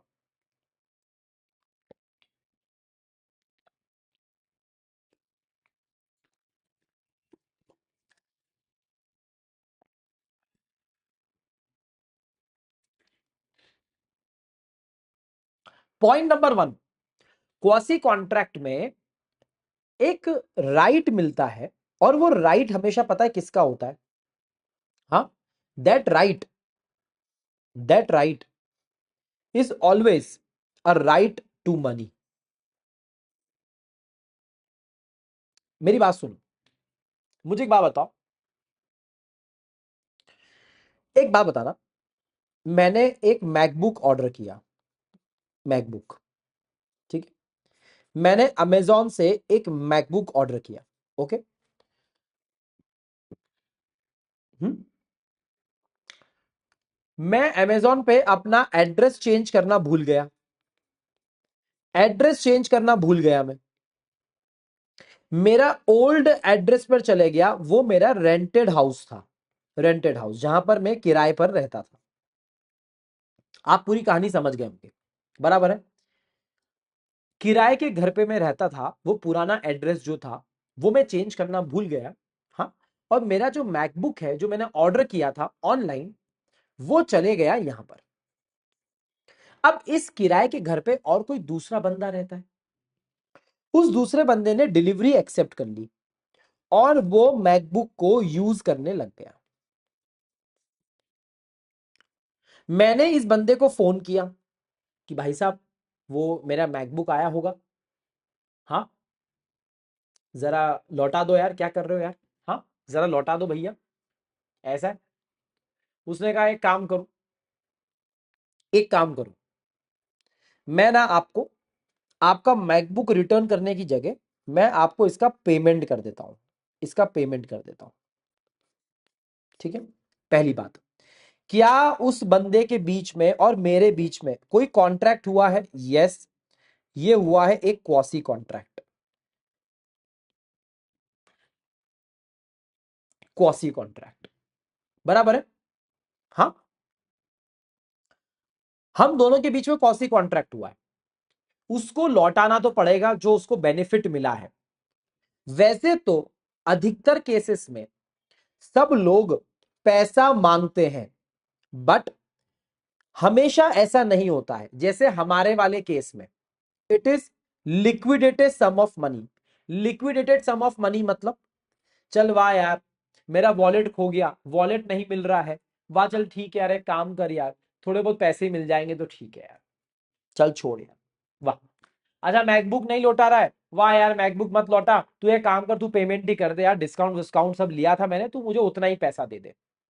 मतलब क्वासी कॉन्ट्रैक्ट के अंदर एक राइट क्रिएट होता है, वो राइट क्रिएट होता है राइट टू मनी, बट हमेशा राइट टू मनी नहीं होता है।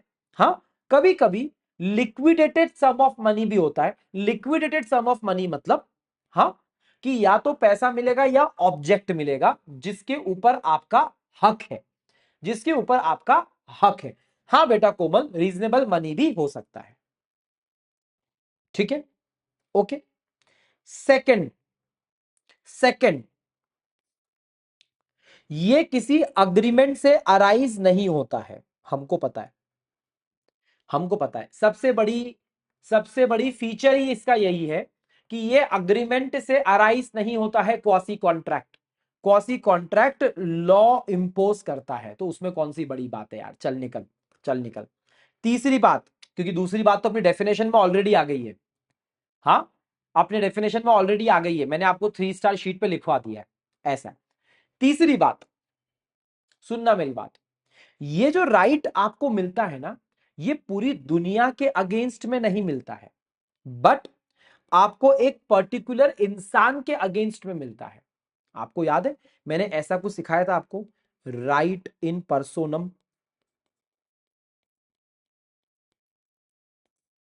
मेरी बात सुनो, जिसने चोरी करी है, जिसने आपका सामान ढूंढा है, जिसको गलती से सामान पहुंच गया है, भैया सिर्फ उसी इंसान के खिलाफ आपको ये राइट मिलेगा, सिर्फ उसी इंसान के खिलाफ आपको राइट मिलेगा, पूरी दुनिया के अगेंस्ट में आपको राइट नहीं मिलेगा।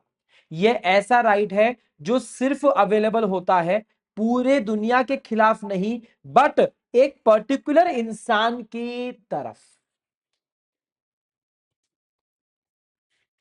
मतलब ये एक कॉन्ट्रैक्चुअल राइट है जो ए और बी इन दोनों पार्टीज के एक दूसरे के साथ में राइट क्रिएट होता है, जस्ट इन पर्सोनम। क्लियर है? जल्दी बोलो। हाँ एक ही बात है बेटा, जस्ट लिख दो, लैटिन वर्ड है उसका मीनिंग राइट ही होता है, जस्ट। ठीक है, अरे पर्सनल पर्सनल नहीं रे बेटा मीनाक्षी, पर्सनल नहीं, personam, personam.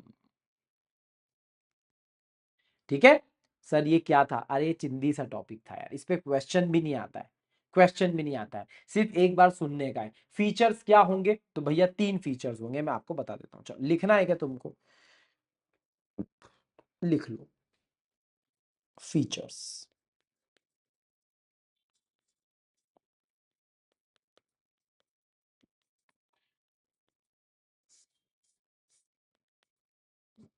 1, a right to money or liquidated sum of money।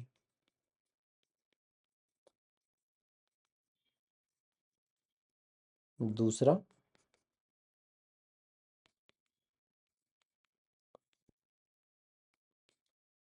quasi contract does not arise out of agreement but law, law से अराइज होता है, उससे नहीं होता है। तीसरा, right is against a particular person not the world, not against the world. ठीक है, इससे ज्यादा कुछ समझना नहीं बेटा, इस पे दिमाग खराब मत करना, इस पे दिमाग खराब मत करना बेटा, ठीक है।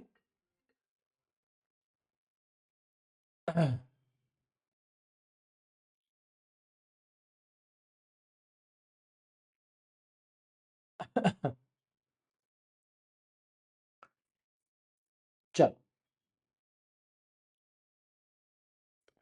क्लियर है, आगे बढ़ू मैं, जल्दी बोलो, डन।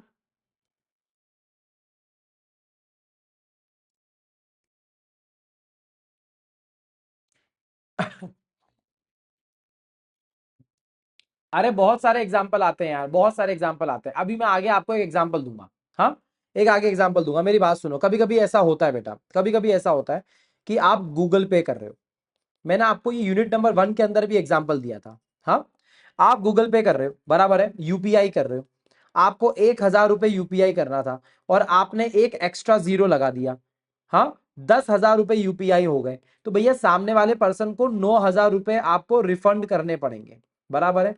ये कैसे हुआ, ये क्वासी कॉन्ट्रैक्ट की वजह से हुआ है, क्वासी कॉन्ट्रैक्ट की वजह से आप दोनों के बीच में ये रिश्ता बन गया है, एक के ऊपर तो ऑब्लिगेशन बन गया है और एक के ऊपर क्या बन गया है, राइट बन गया है, सिंपल सी बात है। अभी ऐसे बहुत सारे केसेस है क्या, नहीं बेटा, हमको इतनी सारी बड़ी लिस्ट सुनने से कोई मतलब नहीं है।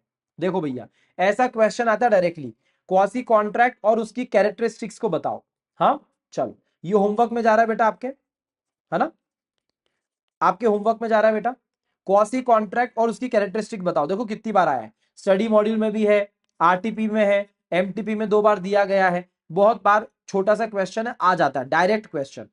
क्वासी कॉन्ट्रैक्ट के बारे में लिखना है आपको, मैंने जो 3 स्टार शीट दी है वो आपको पूरा लिखना है, बराबर है।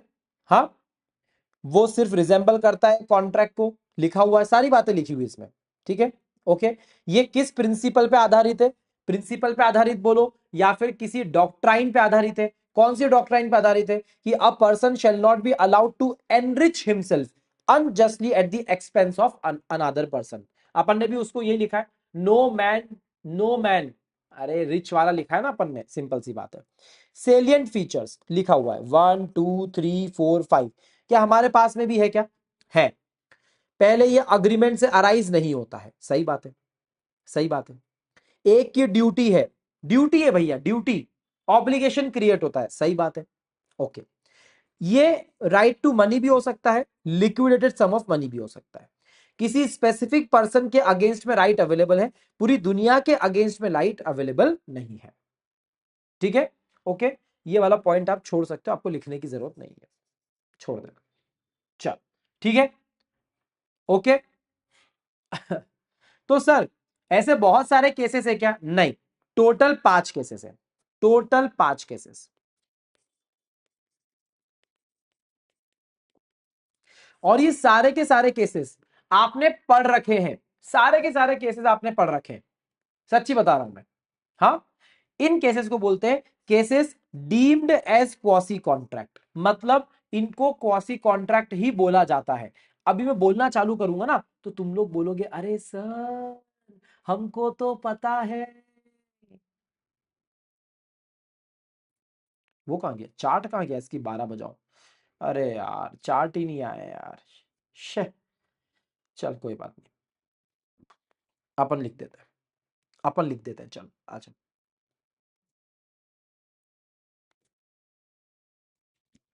आओ, cases deemed as quasi contract. हाँ,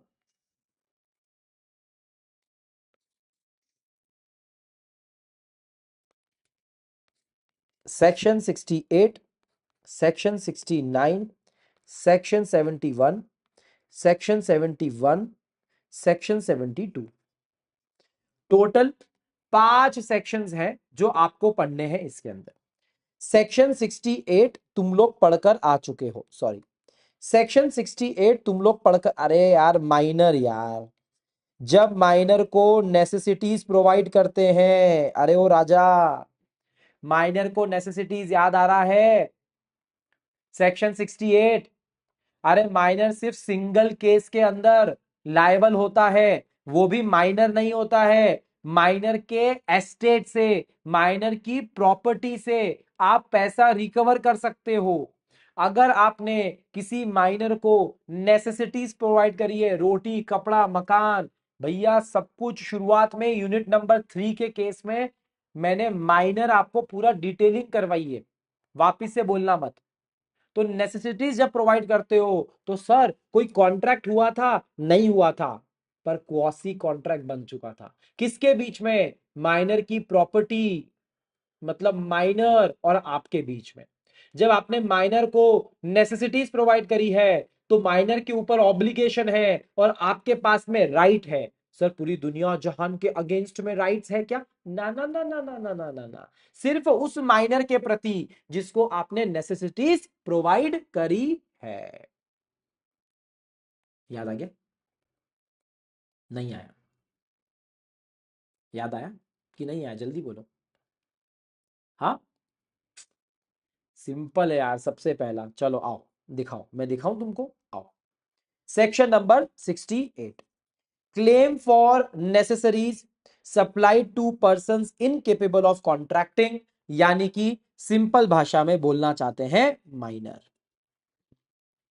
क्या बोल रहे हैं, अगर कोई पर्सन इनकेपेबल है यानी कि माइनर है, लूनेटिक है, उसको नेसेसरी प्रोवाइड करी है, तो सप्लायर जो है वो रियम्बर्समेंट को क्लेम कर सकता है उसकी प्रॉपर्टी से, उसकी प्रॉपर्टी से।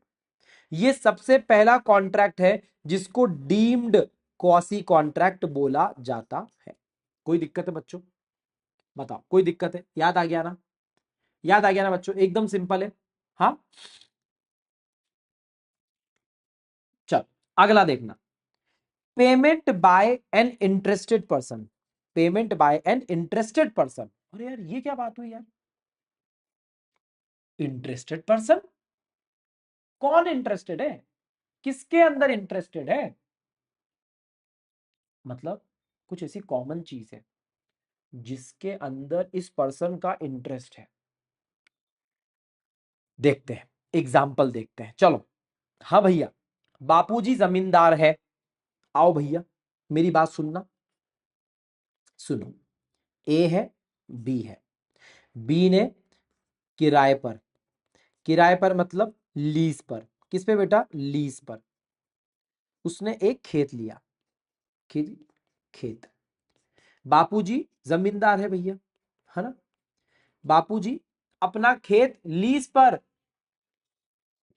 पर छोड़कर चले गए, है? और ये चले गए घूमने के लिए यूरो ट्रिप पर। देख रहे हो आप, बापूजी नोटी हो गए, नोटी। बापूजी नोटी हो गए। यूरो ट्रिप, यूरो ट्रिप पे चले गए भाई साहब ये। ठीक है। पीछे से क्या हुआ कि जब ये भाई साहब यहां पर नहीं थे, गवर्नमेंट इनके पास में आई और गवर्नमेंट ने इनको बोला कि सुनो, आपके इस खेत के ऊपर प्रॉपर्टी टैक्स पेबल नहीं है 2.5 लाख रुपए का। 2.5 लाख रुपए का प्रॉपर्टी टैक्स आपने नहीं दिया है। तो भैया ये बोला, यार सर मैं तो किराएदार हूं सर, मुझे क्या पता। मुझे नहीं पता। 2.5 लाख रुपए भरो आकर। आप भरो या आपका, आपके बापूजी भरेंगे, जमींदार जो हैं। हमें नहीं पता, हमें तो पैसा चाहिए। मुझे एक बात बताओ, मिस्टर ए ने ये पैसा गवर्नमेंट को पे करा। क्यों? मिस्टर ए के पास में क्या कोई रास्ता था? नहीं नहीं नहीं नहीं। He was bound by law. भैया लॉ ने उनके हाथ बांध दिए थे, लीगली उनको वो काम करना ही था। अच्छा, इन्होंने ऐसा क्यों करा? भैया ऑब्वियसली उसके जमींदार को प्रोटेक्ट करने के लिए। अच्छा, क्या ए ने ये 2.5 लाख रुपए फ्री फोकट में दिए हैं? हाँ, क्या बहुत बड़ा पुण्य का काम करा है? नहीं। उसने ये 2.5 लाख रुपए नॉन ग्रेटिट्यूअस, नॉन ग्रेटिट्यूअस मतलब फ्री में नहीं काम करा है। उसका इंटेंशन है कि वो जमींदार जब वापिस आ जाएगा यूरो ट्रिप से तो वो उससे वापिस लेगा। तो सर मुझे एक बात बताओ, यहां पर ए और बी के बीच में क्या रिश्तेदारी हुई? क्वासी कॉन्ट्रैक्ट की। ए कौन है? ए है इंटरेस्टेड पर्सन। सर ए इंटरेस्टेड पर्सन है किसके अंदर? इस प्रॉपर्टी के अंदर।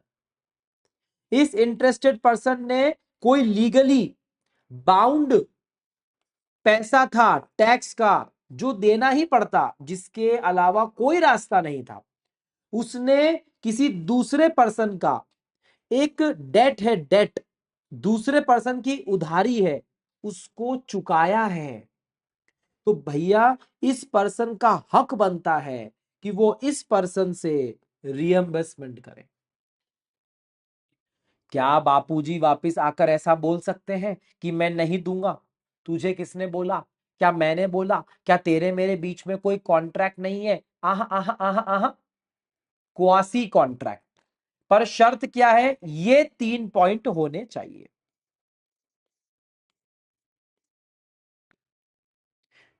ऐसी चीज का होना चाहिए जिसके लिए लॉ आपको बाउंड करता है, यानी कि टैक्स, दूसरे पर्सन को प्रोटेक्ट करने के लिए, और नॉन ग्रेटिट्यूअस।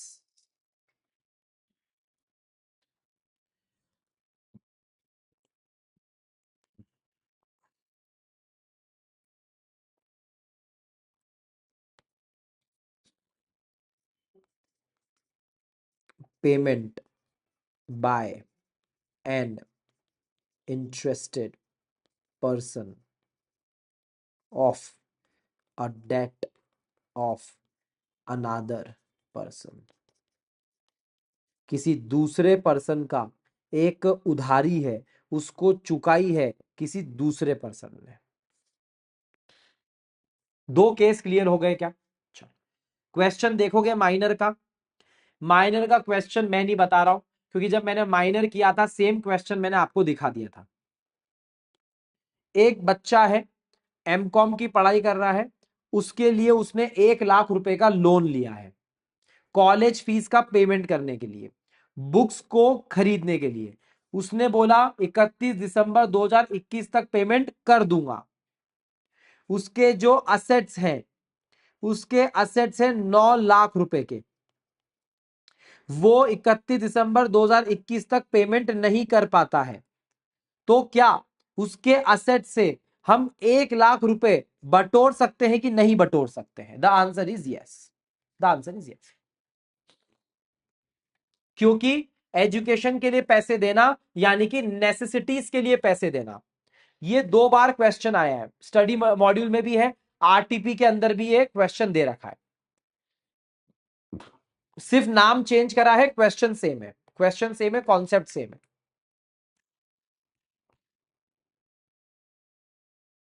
कॉलेज फीस, एजुकेशन, पढ़ाई तो किसके अंदर आती है? पढ़ाई किसके अंदर आती है? हाँ, नेसेसिटीज के अंदर आती है ना। नेसेसिटीज के लिए क्या पैसा ले सकते हैं? द आंसर इज यस, बिल्कुल ले सकते हो। ठीक है, दोनों के, ये आंसर नंबर 1, ये आंसर नंबर 2 देख लेना भैया। अगर होमवर्क में एक बार राइटिंग प्रैक्टिस करनी तो कर लेना। सेक्शन 68 का यहां पर नाम लिख रखा है, सिंपल सी बात। ठीक है, ओके, चल ये वाला क्वेश्चन देखना भैया। इधर आओ, इधर आओ। एक बंदे ने अपना कैरियज, एक काम करो, इसको गाड़ी समझो, इसको गाड़ी समझो, ठीक है। एक बंदे ने अपनी गाड़ी किसी दूसरे बंदे के घर पर छोड़ दी, घर पर छोड़ दी, ठीक है, ओके। इसको मैं एग्जांपल से समझाता हूं, समझना बेटा। मैं गया मेरे दोस्त के घर, मैं डीजे के घर गया, डीजे के घर पर मैंने मेरी गाड़ी छोड़ दी, ओके, मैंने पार्क कर दी गाड़ी, ओके। डीजे का जो लैंडलॉर्ड है, डीजे का जो लैंडलॉर्ड है, उसने गाड़ी जब्त कर ली। डीजे का लैंडलॉर्ड आया, बोला अरे यार इसके पास किराए देने के पैसे नहीं है और साला ये नई नई गाड़ियों में घूमते रहता है, एक काम करता हूं इसकी गाड़ी को मैं सीज कर लेता हूं, इसकी गाड़ी को सीज कर लेता हूं क्योंकि इसने अभी तक मेरा रेंट नहीं दिया है। तो अगले दिन जब सीजे अपनी गाड़ी को लेने के लिए आया तो डीजे वहां पर नहीं था, डीजे का लैंडलॉर्ड मिला। तो सीजे ने बोला क्या हुआ, तो इसने पूरी कहानी सुनाई। तो सीजे ने अपनी गाड़ी को फ्री करने के चक्कर में लैंडलॉर्ड को 10,000 रुपए का किराया दे दिया। मुझे एक बात बताओ, आपको नहीं लगता ये सेक्शन 69 का केस है? 69 में सीजे यानी कि हमारे क्वेश्चन में पी, पी एक इंटरेस्टेड पर्सन है।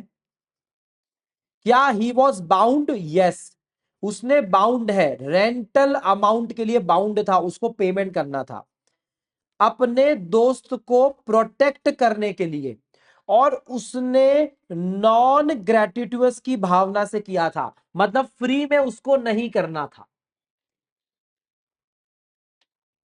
भैया लॉफुली बाउंड था रेंट देने के लिए, तो रेंट तो देना ही था। ऐसा कोई केस नहीं था जिसमें कॉम्प्रोमाइज हो सकता है, नहीं हो सकता है। अपनी गाड़ी को छुड़ाने के लिए उसने रेंट दे दिया सामने वाले पर्सन के लिए। इंटरेस्टेड पार्टी कौन हुई? पी, पी ने पेमेंट कर दिया, तो भैया वो डी से रिइंबर्समेंट करेगी यानी कि रिकवर करेगी। देखो भैया क्वेश्चन भी करवाते जा रहा हूं हाथों हाथ, हाथों हाथ क्वेश्चन करवाते जा रहा हूं भैया। आ रही बात समझ में कि नहीं आ रही? जल्दी बोलो। 70 पर आ गए अपन, 70। अरे 70 बता दूं क्या? 70? हाँ 70 बताऊं क्या? 70?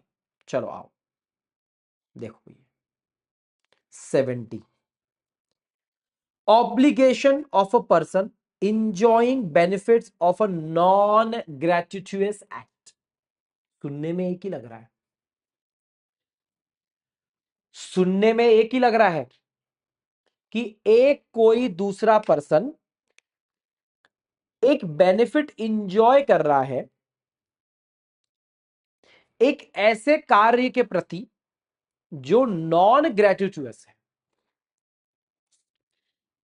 इसका एक बहुत ही इंपॉर्टेंट केस लॉ है। देखो बेटा सेक्शन नंबर 70 का केस लॉ यहां पर ही है ना, ये मैंने केस लॉ यहां पर मेंशन कर दिया है, Shyamlal versus state of UP.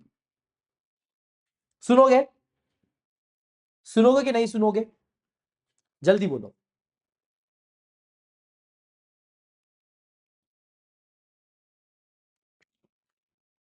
सुनोगे, अच्छा केस लॉ है, इंपॉर्टेंट केस लॉ है, इंपॉर्टेंट।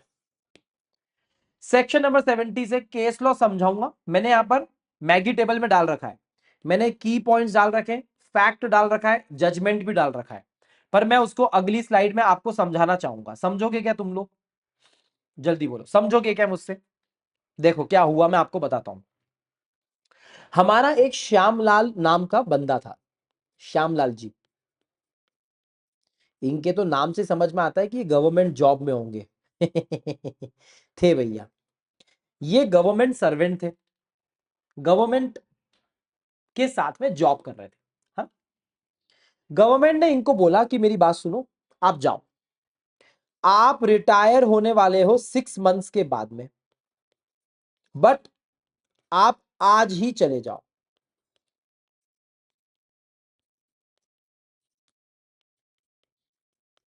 जाइए, आप जाइए, आप आज ही चले जाइए।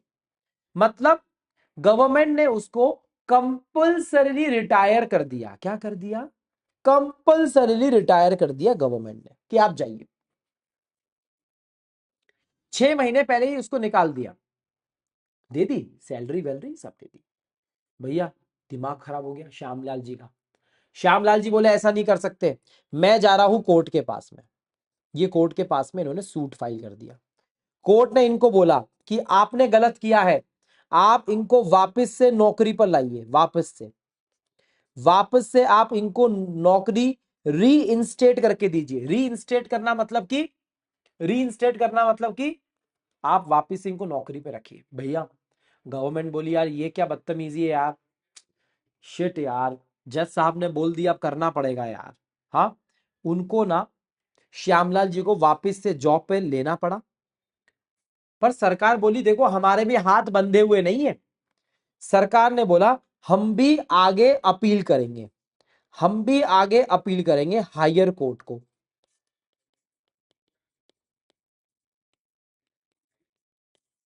हायर कोर्ट के ऊपर हम भी अपील करेंगे भैया। कोर्ट ने बोला जो करना है करो, अभी आप उसको नौकरी पे रखो और आप उसको सैलरी दो। सरकार ने बोला हम सैलरी तो दे रहे हैं इसको, पर अंडर प्रोटेस्ट। अंडर प्रोटेस्ट मतलब क्या होता है, अंडर प्रोटेस्ट मतलब ये होता है कि अभी हमारी लड़ाई चालू है, हमारी लड़ाई चालू है, हम इसको नौकरी पे नहीं रख रहे हैं, आपके कहने पर इसको सैलरी दे तो रहे, इसको कोई काम भी नहीं देंगे हम, इसको कोई काम वाम करने की जरूरत नहीं है, इसको पैसा भी हम दे रहे हैं, पर हम अंडर प्रोटेस्ट दे रहे हैं, लड़ाई के अंडर दे रहे हैं। अगर हम यहां पर हमारा केस जीत जाते हैं, इफ वी विन, तो भैया हमको हमारी सैलरी रिटर्न चाहिए रहेगी जो हमने दी है। अब मुझे एक बात बताओ, अब मुझे एक बात बताओ, यहां पर श्यामलाल जी को, यहां पर श्यामलाल जी को कोई बेनिफिट रिसीव नहीं हुआ है क्या। श्यामलाल जी को 6 महीने की लेट से 60,000 रुपए की तनख्वाह थी, 3,60,000 रुपए का बेनिफिट इनको नहीं मिला है क्या। ये बेनिफिट किसने दिया है, गवर्नमेंट से इनको मिला है।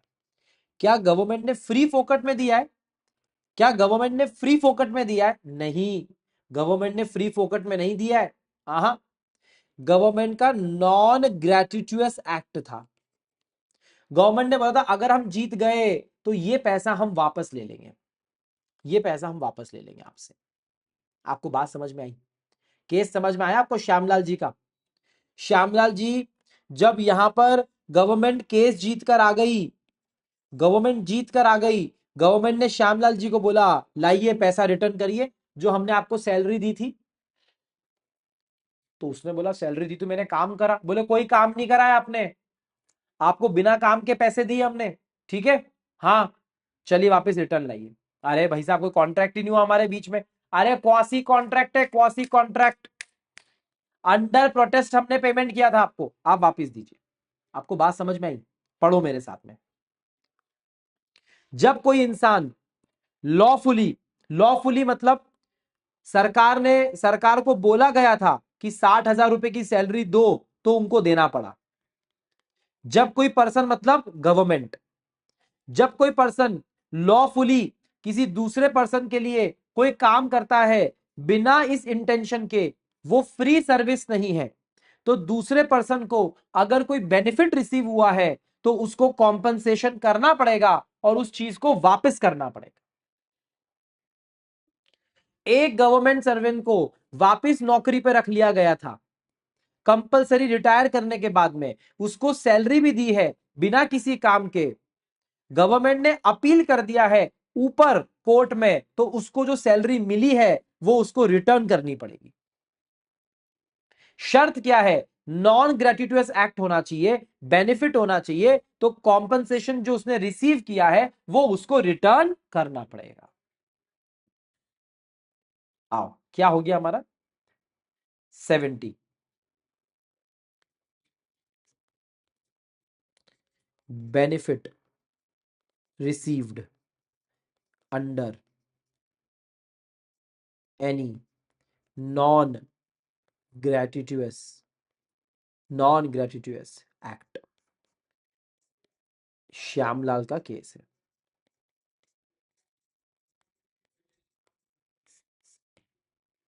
चल सुंदर केस लो, सुंदर केस लो और बहुत सिंपल। चलो आना 71, 71 बताऊं? 71 तुमको पता है, ये है finder of lost goods, finder of lost goods. और इस पे फेमस केस लॉ है बेटा, हॉलिंस वर्सेस हाउलर। चलो आओ मैं बताता हूं आपको। हाँ आओ, ये देखो 71 और फिर 71 का केस लॉ, यहां पर ये क्या केस लॉ है? हॉलिंस वर्सेस हाउलर 71 का, ठीक है। Responsibility of finder of goods, खोए हुए सामान का जो फाइंडर है, अगर कोई दूसरा पर्सन किसी दूसरे पर्सन का सामान ढूंढ लेता है और अपनी कस्टडी में ले लेता है तो उसको उसका केयर करना पड़ेगा। कैसे केयर करना पड़ेगा? कैसे केयर करना पड़ेगा? जैसे वो उसका खुद का सामान है, जैसे एक कोई नॉर्मल ऑर्डिनरी प्रूडेंट का आदमी करता है। He must take care of them like a prudent person and return them if the owner is found. Sir पहले तो ये बताओ ये फाइंडर ऑफ लॉस्ट गुड्स का कॉन्सेप्ट क्या है? देख भाई, अगर तूने मेरा सामान ढूंढ लिया, तूने टैक्सी से मेरा बटवा मिल गया तुझको, बराबर है, हाँ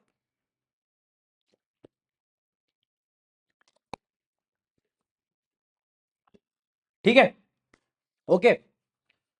तो वो जो इंसान जिसको सामान मिलता है ना, सुनना मेरी बात, वो एक बेली है। बेली समझते हो? अभी आगे स्पेशल कॉन्ट्रैक्ट पढ़ोगे ना तो बेलमेंट का कॉन्ट्रैक्ट पढ़ोगे।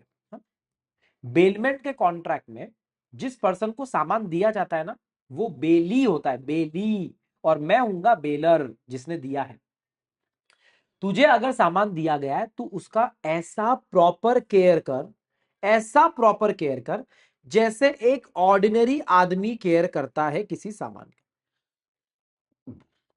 वो सामान लेके घर पे बैठना मत, प्रॉपर एफर्ट्स मारना, एफर्ट्स ओनर को ढूंढने का, जो इसका ट्रू ओनर है ना, ट्रू ओनर, उसको ढूंढने की कोशिश करना।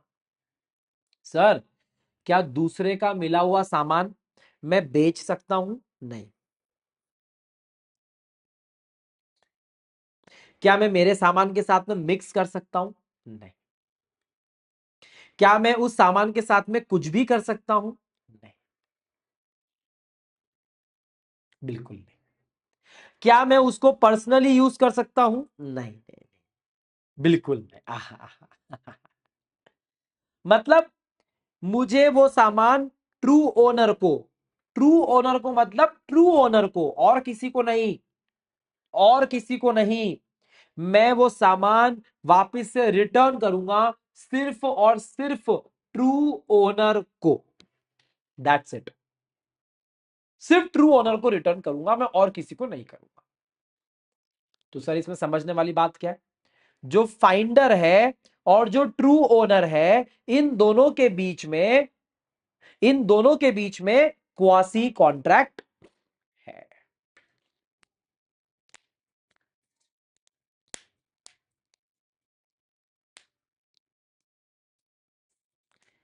आ गई बात समझ में?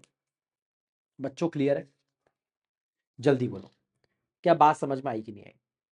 हाँ,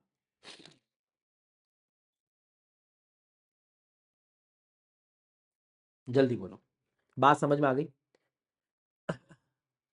इसका सुंदर सा केस है, बताऊं क्या?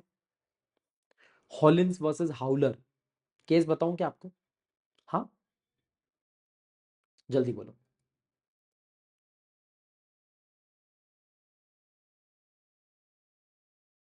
जल्दी बोलो।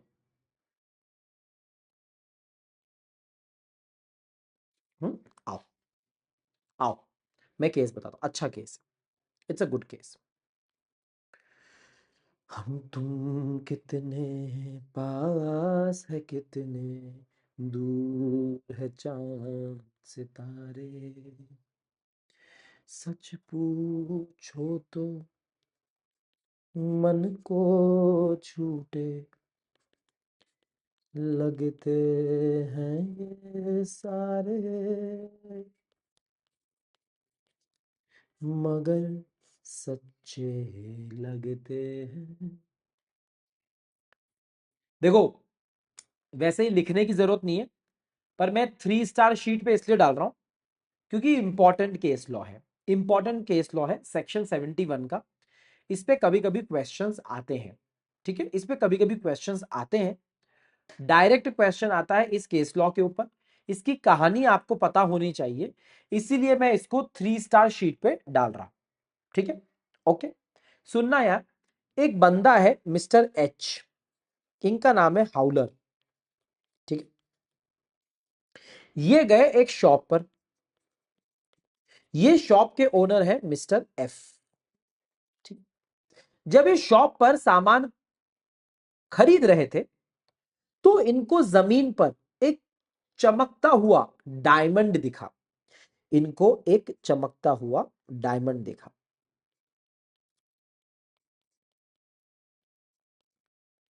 जमीन पर, ठीक है? तो हमारा फाइंडर कौन हो गया? हमारा फाइंडर हो गए मिस्टर हाउलर।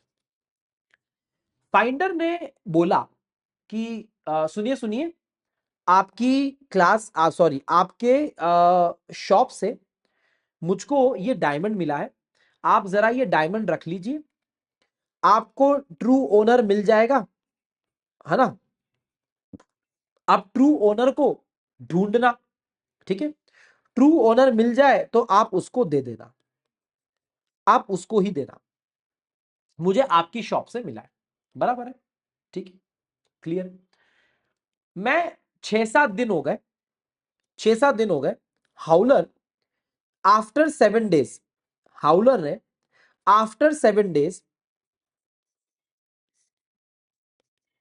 एफ को मिला और बोला क्या हुआ यार, वो डायमंड जो है उसका ओनर मिला क्या तुझको? तो एफ ने बोला नहीं यार, मुझको ओनर तो नहीं मिला है, हाँ मुझको ओनर नहीं मिला है, बल्कि उस ओनर को ढूंढने के लिए मैंने अपने बंदे भेजे, मेरा खर्चा हो गया। तो मिस्टर एच ने बोला एक काम कर, मैं तुझको एक्सपेंसेस देता हूं, जो तेरे खर्चे हुए हैं वो मैं तुझको पे कर देता हूं, और तू मुझको ये डायमंड रिटर्न कर दे,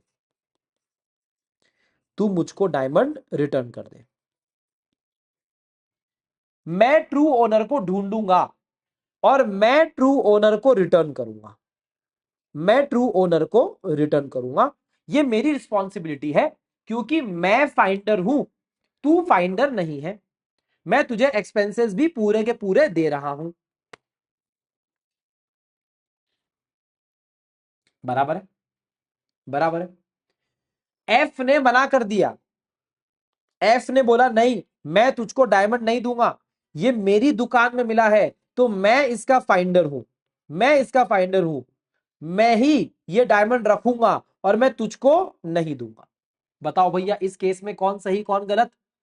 जज साहब ने बोला, जज साहब ने बोला कि किसकी ड्यूटी है, to return the good to true owner, true owner को रिटर्न करने की जिम्मेदारी किसकी है?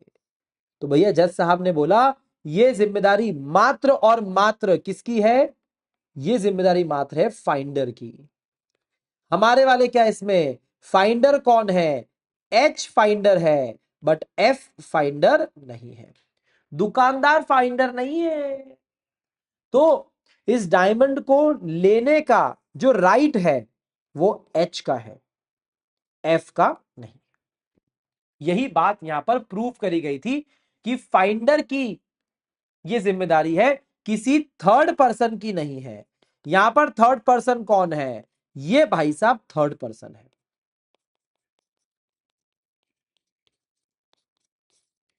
थर्ड पर्सन की जिम्मेदारी नहीं है, जिसको मिला है वही रिटर्न करेगा और कोई रिटर्न नहीं करेगा, सिंपल सी बात। आगे बात समझ में?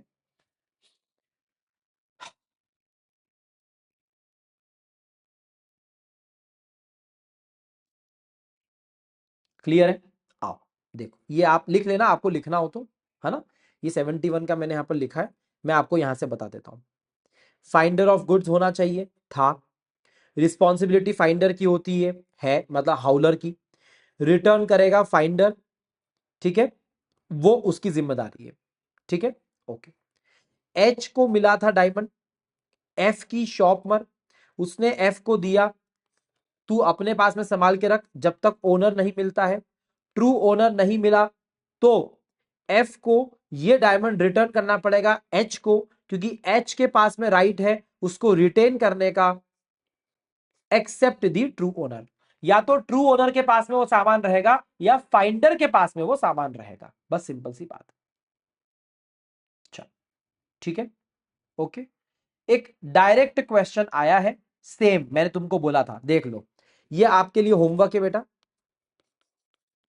मैंने आपको बोला था कि हाउलर के ऊपर डायरेक्ट क्वेश्चन आता है, देख लो।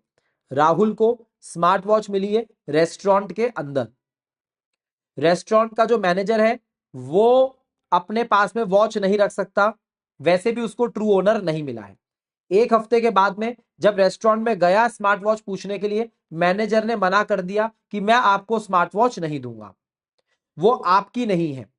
इंडियन कॉन्ट्रैक्ट एक्ट बोलता है सेक्शन 71 के हिसाब से फाइंडर ऑफ लॉस्ट गुड्स की जिम्मेदारी है कि वो उसकी प्रॉपर केयर करे, जैसे एक ऑर्डिनरी प्रूडेंस वाला आदमी करता है। वो गुड्स को अप्रोप्रिएट नहीं कर सकता, उसको गुड्स ट्रू ओनर को देना पड़ेगा। तो जो मैनेजर है उसको रिटर्न करना पड़ेगा राहुल को, क्योंकि राहुल यहां पर फाइंडर है ना कि मैनेजर है। डायरेक्ट क्वेश्चन आया है, इसीलिए इसके ऊपर डायरेक्ट क्वेश्चन आता भी है, ठीक है। आखिरी situation section 72, money paid by mistake और अंडर कोहेजन। मैंने आपको बताया है, मैंने गूगल पे कर दिया 1000 की जगह 10,000 रुपए, भैया रिटर्न करना पड़ेगा।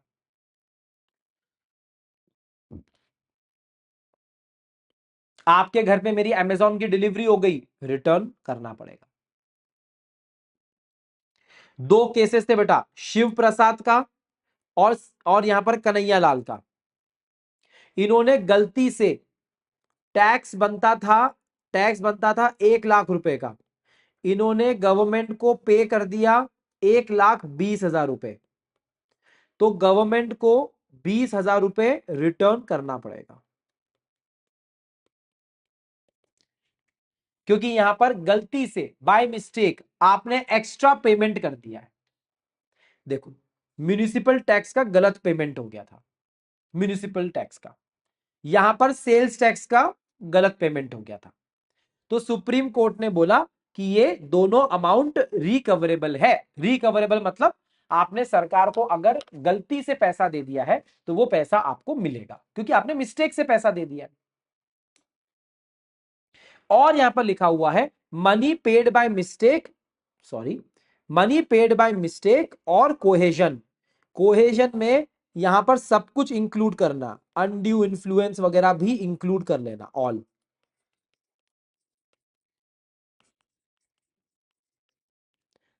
अरे यार, जब कोहेजन पढ़ाया था सेक्शन 72 उसके साथ में पढ़ाया था, सेक्शन नंबर 15 के साथ में, भूल गए क्या? सेक्शन नंबर 15 के साथ में बताया था मैंने कि अगर कोहेजन में किसी थर्ड पार्टी को कोई बेनिफिट होता है तो उसको रिटर्न करना पड़ता है। भूल गए? भूल गए कि नहीं? याद है कि नहीं है? याद है? कैसे लोग हो यार। हाँ, सेक्शन 72 आपको अलग से कोई स्टार शीट नहीं दी जा रही है बेटा, कोई अलग से स्टार शीट नहीं दी जा रही है। ये जो आपके मैगी टेबल है यही आपकी स्टार शीट है। ये आपका सेक्शन 72 और उसके केस लॉस, ये आपका 71 और उसका केस लॉ,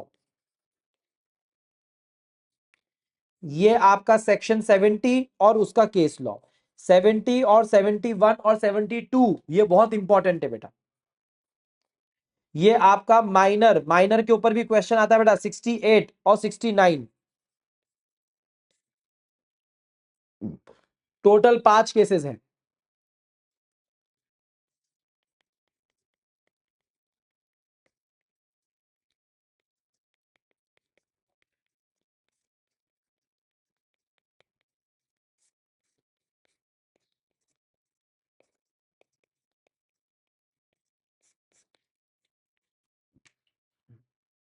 ठीक है, क्लियर है? टॉपिक डन है बेटा, this is done, this is done. चलो, इसी के साथ में आपकी यूनिट नंबर 6 भी कंप्लीट होती है। हाँ, लास्ट में एक टॉपिक दे रखा है कि क्वासी कॉन्ट्रैक्ट कैसे कॉन्ट्रैक्ट से डिफरेंशिएट है, किया जाता है। अलग है ना बेटा, कॉन्ट्रैक्ट में सारे एसेंशियल एलिमेंट अवेलेबल होते हैं, यहां पर एब्सेंट होते हैं। यहां पर दोनों पार्टी के कंसेंट से यानी कि अग्रीमेंट से यहां पर ऑब्लिगेशन क्रिएट होता है और यहां पर लॉ से होता है। बस इतनी सी बात है। मैंने आपको बोला था क्लास जल्दी खत्म कर दूंगा, मेरा टॉपिक कंप्लीट हो जाएगा, तो मेरा टॉपिक कंप्लीट हो गया है। मैंने आपको क्वासी कॉन्ट्रैक्ट करवाने का बोला था, मीनिंग मैंने फीचर्स बोले थे और 5 केसेस बोले थे। ये 5 केसेस इंपॉर्टेंट है बेटा, यहां से क्वेश्चन आता है, ये इंपॉर्टेंट है, इसका ध्यान रखना। पांचों केसेस से क्वेश्चन आता है, ठीक है? पांचों केसेस के ऊपर क्वेश्चन आता है एकदम शानदार तरीके से। बोलो, क्या दिक्कत है? सर जनवरी एग्जाम में इस यूनिट से आया था क्या? आया था बेटा, एक क्वेश्चन आया था, डायरेक्ट डायरेक्ट क्वेश्चन आया था बेटा, ठीक है? और अपने दिमाग से निकाल दो कि कि लास्ट टाइम आया था तो इस बार नहीं आएगा बेटा। सेम यूनिट रिपीट कर देता इंस्टीट्यूट, सेम यूनिट रिपीट कर देता इंस्टीट्यूट। सर अगर फाइंडर ऑफ लॉस्ट गुड्स में अगर ट्रू ओनर नहीं मिला तो बेटा आपको पढ़ा रखा है बेटा हर्ष, मैंने आपको ये पढ़ा रखा है बेटा। फाइंडर ऑफ लॉस्ट गुड्स पूरे एफर्ट मारने के बाद में भी अगर नहीं मिलता है तो उस व्यक्ति को वो सामान अपने पास में रखना पड़ेगा ट्रू केयर के साथ में। केयर करते हुए उसको वो सामान अपने पास में रखना पड़ेगा।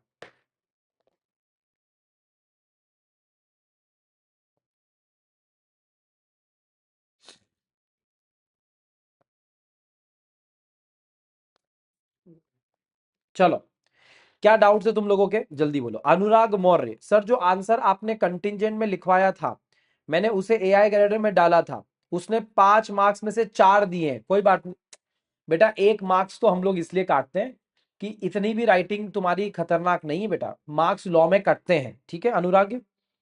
दक्ष Khemuka, sir essential of contingent contract में कंडीशन में भी प्रेसिडेंट और सब्सिक्वेंट का क्या मतलब है? नॉट नॉट इंपॉर्टेंट बेटा, leave it Daksh. Preet Verma, payment by an interested person, performance of contract by third party जैसा है। हाँ, राइट, राइट बेटा, राइट प्रीत, वेरी गुड बेटा, वेरी गुड, अच्छा अच्छा आपने कंबाइन किया बेटा, very good. Sir please Indian contract act की यूनिट 1 to 5 की स्टार शीट अपलोड करवा दो। ओके बेटा, मैंने टीम को बोल दिया बेटा, हो रही है। क्या होता है, सारे लेक्चर्स के अनोटेड जो शीट्स है उनको इकट्ठा करना पड़ता है। अनोटेड शीट में से सिर्फ 3 स्टार शीट को निकालना पड़ता है, फिर उसको कंबाइन करना पड़ता है, फिर उसको अपलोड करना पड़ता है, और कोई नहीं करता है, मैं ही करता हूं बेटा, मैं ही करता हूं। तो मुझे टाइम दो बेटा, मैं डलवा दूंगा, टेंशन मत करना। सर लॉ में और आपके होमवर्क क्वेश्चन कैसे लिखे? घर पर आप प्रॉब्लम क्या है, सेक्शन लेते हो तो लिखना आता है और मैं होमवर्क भी नहीं कर पाते हैं sir. Please reply sir, question को अवॉइड मत करना। घर पर कैसे लिखे होमवर्क क्वेश्चन को, टिप्स दे प्लीज। बेटा सचिन, कैसी बातें कर रहा है यार, क्वेश्चन लिखना नहीं सिखाया क्या मैंने? हाँ, क्वेश्चन लिखना नहीं सिखाया, मैं 3 स्टार शीट पूरी लिखवाता हूँ। 3 स्टार शीट के साथ में, हाँ, 3 स्टार शीट के साथ में मैं हाथों हाथ मैच करवाता हूँ कि अपने सारे पॉइंट आंसर में कहां पर दे रखे हैं। तो बेटा फिर आंसर में मैं जो पॉइंट भी हाईलाइट करवा देता हूँ, आपको तो सिर्फ राइटिंग प्रैक्टिस करना है ना।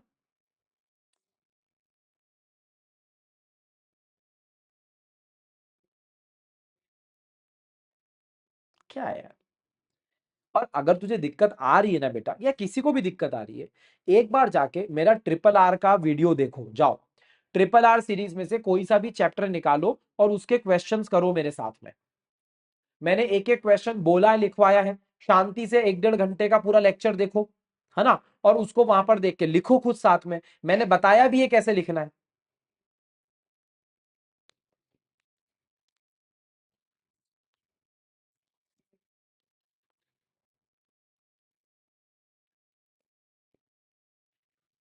ठीक है, चलो, क्या हो गया बेटा? सिद्धि, सीवी चौधरी 2.0 वालों का डाउट देखिए बेटा, सबका डाउट आ रहा है यहाँ पर बेटा यार, सबका डाउट आ तो रहा है यहाँ पर, मैं और कहां से देखूं? चल देख लेता हूँ, रुक जा, देखता हूँ कोई डाउट अलग से दिख रहा है क्या। चल हाँ, कौन है भैया तेरा, कोई सीवी चौधरी। सर वो क्वेश्चन रिफंड करेगा, उसके क्या गलती है? उसे तो अभी 6 महीने तक नौकरी को तो करनी थी, बट गवर्नमेंट ने तो पहले ही निकाल दिया था, तो बेटा सीवी चौधरी मेरी बात सुन ले, केस स्टडी को ढंग से समझ बेटा। केस स्टडी ने ये बोला है, अगर आपको कोई पेमेंट मिला है और वो साफ साफ ये बोलकर मिला है कि ये पेमेंट ग्रेटिट्यूअस नहीं है, ये नॉन ग्रेटिट्यूअस है, हम आपसे वापस ले सकते हैं, तो आपको वापस देना पड़ेगा, बस सिंपल सी बात। ठीक है, okay,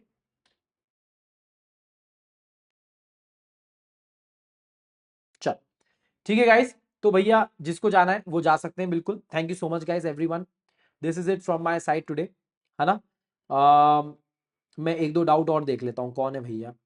Rishabh Jain, sir minor वाले क्वेश्चन में अगर माइनर ने कोई ईएमआई पे कर रहे तो करने के लिए उधार लिया तो क्या उसकी प्रॉपर्टी से उधार रिकवर हो सकता है क्या? हो सकता है बेटा, बट अगेन प्रॉपर्टी से कब रिकवर करते हैं ऋषभ जैन अपन? सिर्फ जब नेसेसिटीज के लिए होता है, नेसेसिटीज के लिए, बाकी और किसी चीज के लिए नहीं कर पाओगे बेटा, सिर्फ नेसेसिटीज के लिए कर पाओगे। ठीक है, Vishnu Priya, sir social relationship से जो ऑब्लिगेशन अराइज होती है वो भी क्वासी कॉन्ट्रैक्ट हुए क्या? कुछ केसेस में होते हैं, कुछ केसेस में नहीं होते हैं बेटा। अनन्या, मैंने इतने सारे एग्जाम्पल दिए बेटा, और कितने एग्जाम्पल दूं तुझे इम्प्लाइड के और क्वासी के बेटा? हाँ। फ्यूचर सीए गौरव वर्मा, आज सीजे क्लास है कि डीजे क्लास? आज डीजे क्लास थी बेटा। पीयूष सोनी, सर आप बहुत अच्छा पढ़ाते हो, जैसा मानो कि लॉ फेवरेट ही हो गया है मेरा। मैं ज्यादा लाइव नहीं देखता हूं, मैं रिकॉर्डिंग ही देखता हूं सर। आपके लाइव आने से पहले बहुत परेशान था मैं। आपके लाइव आते ओनली 15 या 16 मिनट में भूल गया प्रॉब्लम क्या थी, और पढ़ने में मन लगने लगा। थैंक यू सर, आप बहुत अच्छे पढ़ाते हो।